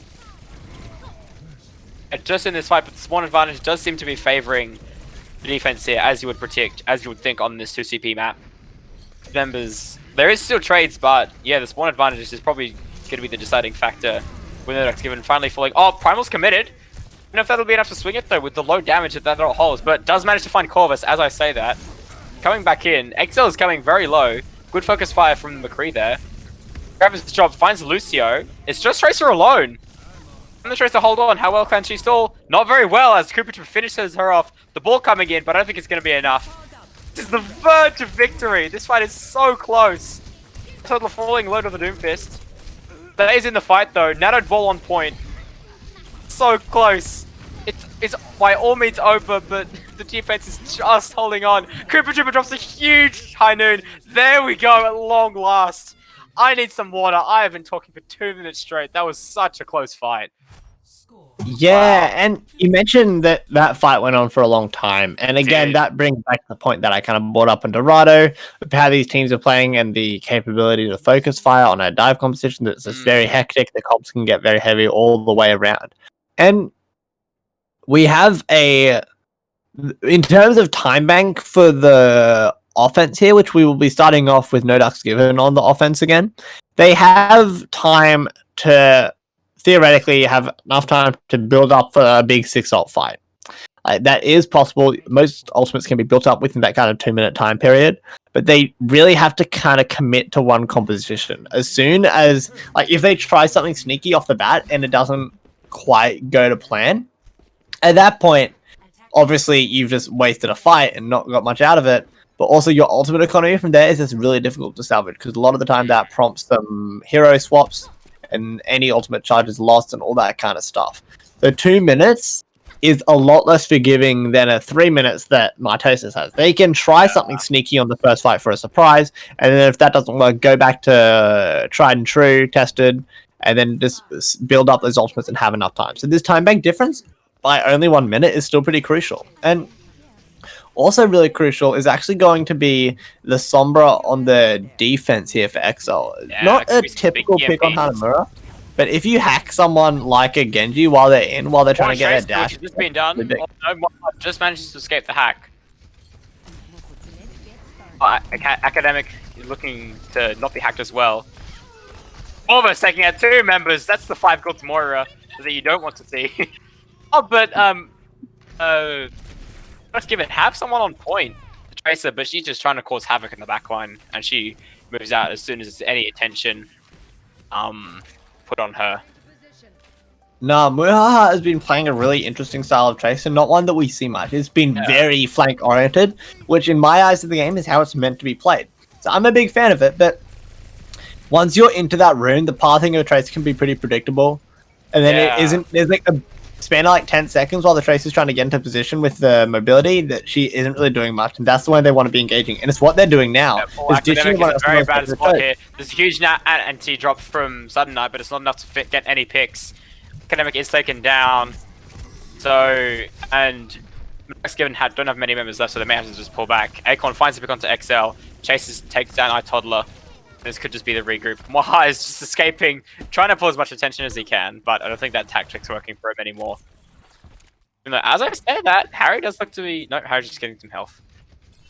I talked about 2 minutes being enough time to build up these ultimates, and the Nanoblade is almost up. Cooper Trooper has his part, they're sweating on Sudden Knight.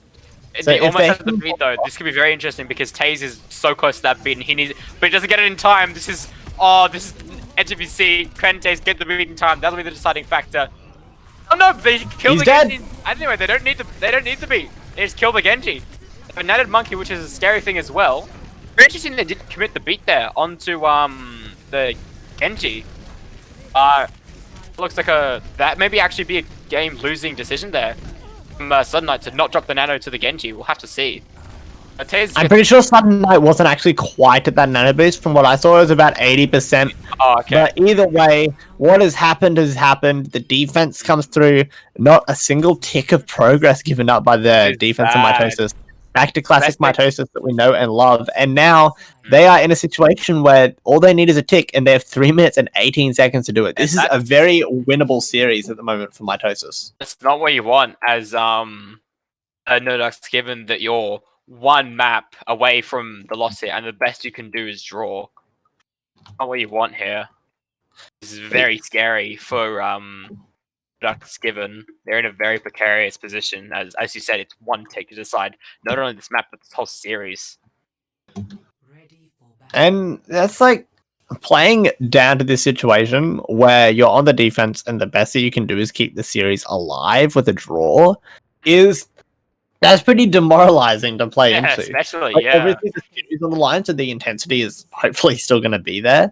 But that's like not a easy thing to play into, not because you're not really playing for a really early reward goal. You don't get that dopamine hit of winning that map and seeing that big yellow letter of victory across your screen.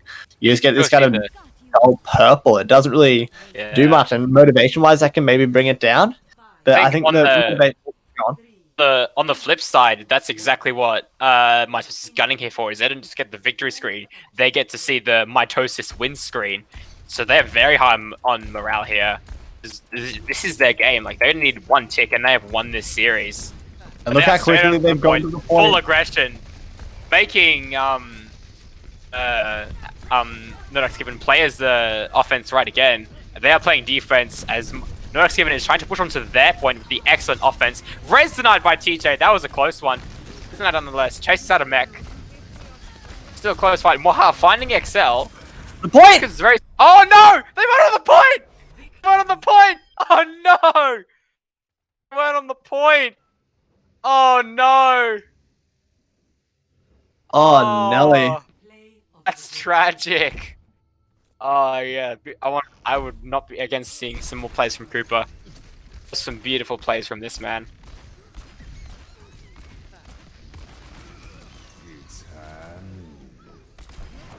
Actually getting a decent amount of value out of that high noon there. I think it was it Li Jiang or one of the maps? Yeah, you're right. He just did not get any value out of his high noons apart from ult charge or thing there. Yeah, there's a few reasons to why that high noon can just go very southward very quickly. And that's obviously an example where it went quite favorably for the side of Nodox Given, but unfortunately for them, the series was not so kind, going down 3-1. To be fair to them, their map win was on Dorado, and that was exceptionally dominant. They played that map really well. I imagine that if they get the opportunity to pick what payload map they go to again, it will very, very likely be Dorado after that performance. Yeah. And it's a tough loss for them for sure. Like, coming back, I'm pretty sure what their record is in this stage of AAOL is now 1-2.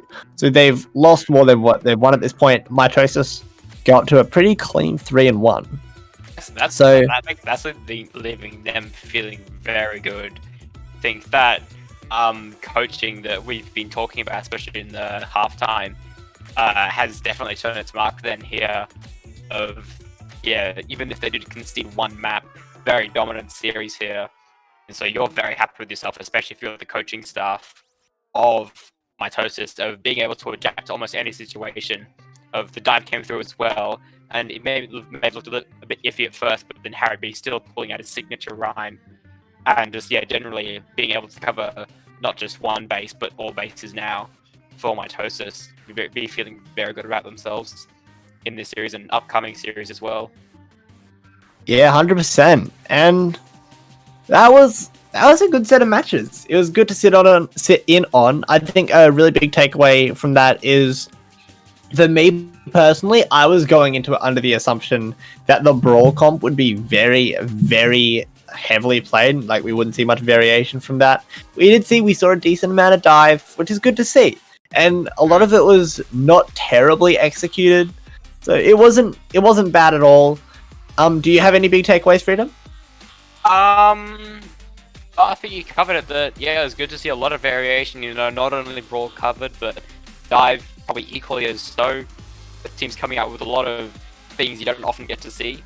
High level of play, because you mentioned before this series started that teams at this level do often become meta slaves, but it's good to see that wasn't wholly the case. It was the majority of the time, but wasn't the only thing. There was a good amount of variation. Not just sticking to the very beaten path of Reaper Sombra every match. It's good to see a lot of variation from these teams.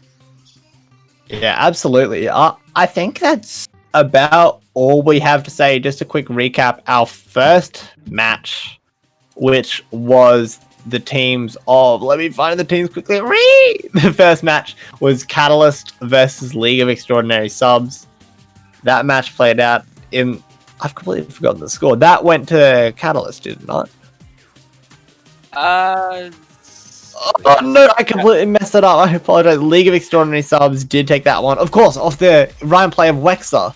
How could I have forgotten? Yeah, I forgot. Wexer really setting the scene for the rest of the night. Reinhardt did get some good play time, despite it not being the only main tank and some value. So that was 3-0 to League of Extraordinary Subs, getting their first win of the AAOL stage on the board. And very nice for them. In our second match, we had Mitosis versus No Ducks Given. Mitosis taking that series 3-1, escalating their score in this stage to 3-1. No Ducks Given sitting at a salvageable 1 and 2 in this stage of AAOL. I think we've about covered everything that we wanted, Freedom. I would agree, yeah. Yeah, on that note, we're gonna make like a tree and leave. I have been Nikki, with me has been Freedom. Make sure that you send him some love as well. Make sure that we all join the Discord. There's a Twitter, there's everything, Patreon, My Republic Gamer, which I am in dire need of at the moment. It's a bit selfish of me really not getting it at this point after that internet performance I just had. So yeah, that's about it. And also thank you to everyone who is involved in the production, in the music, everyone in AOE for making this stream possible. Thank you. Peace out. Thanks guys for watching.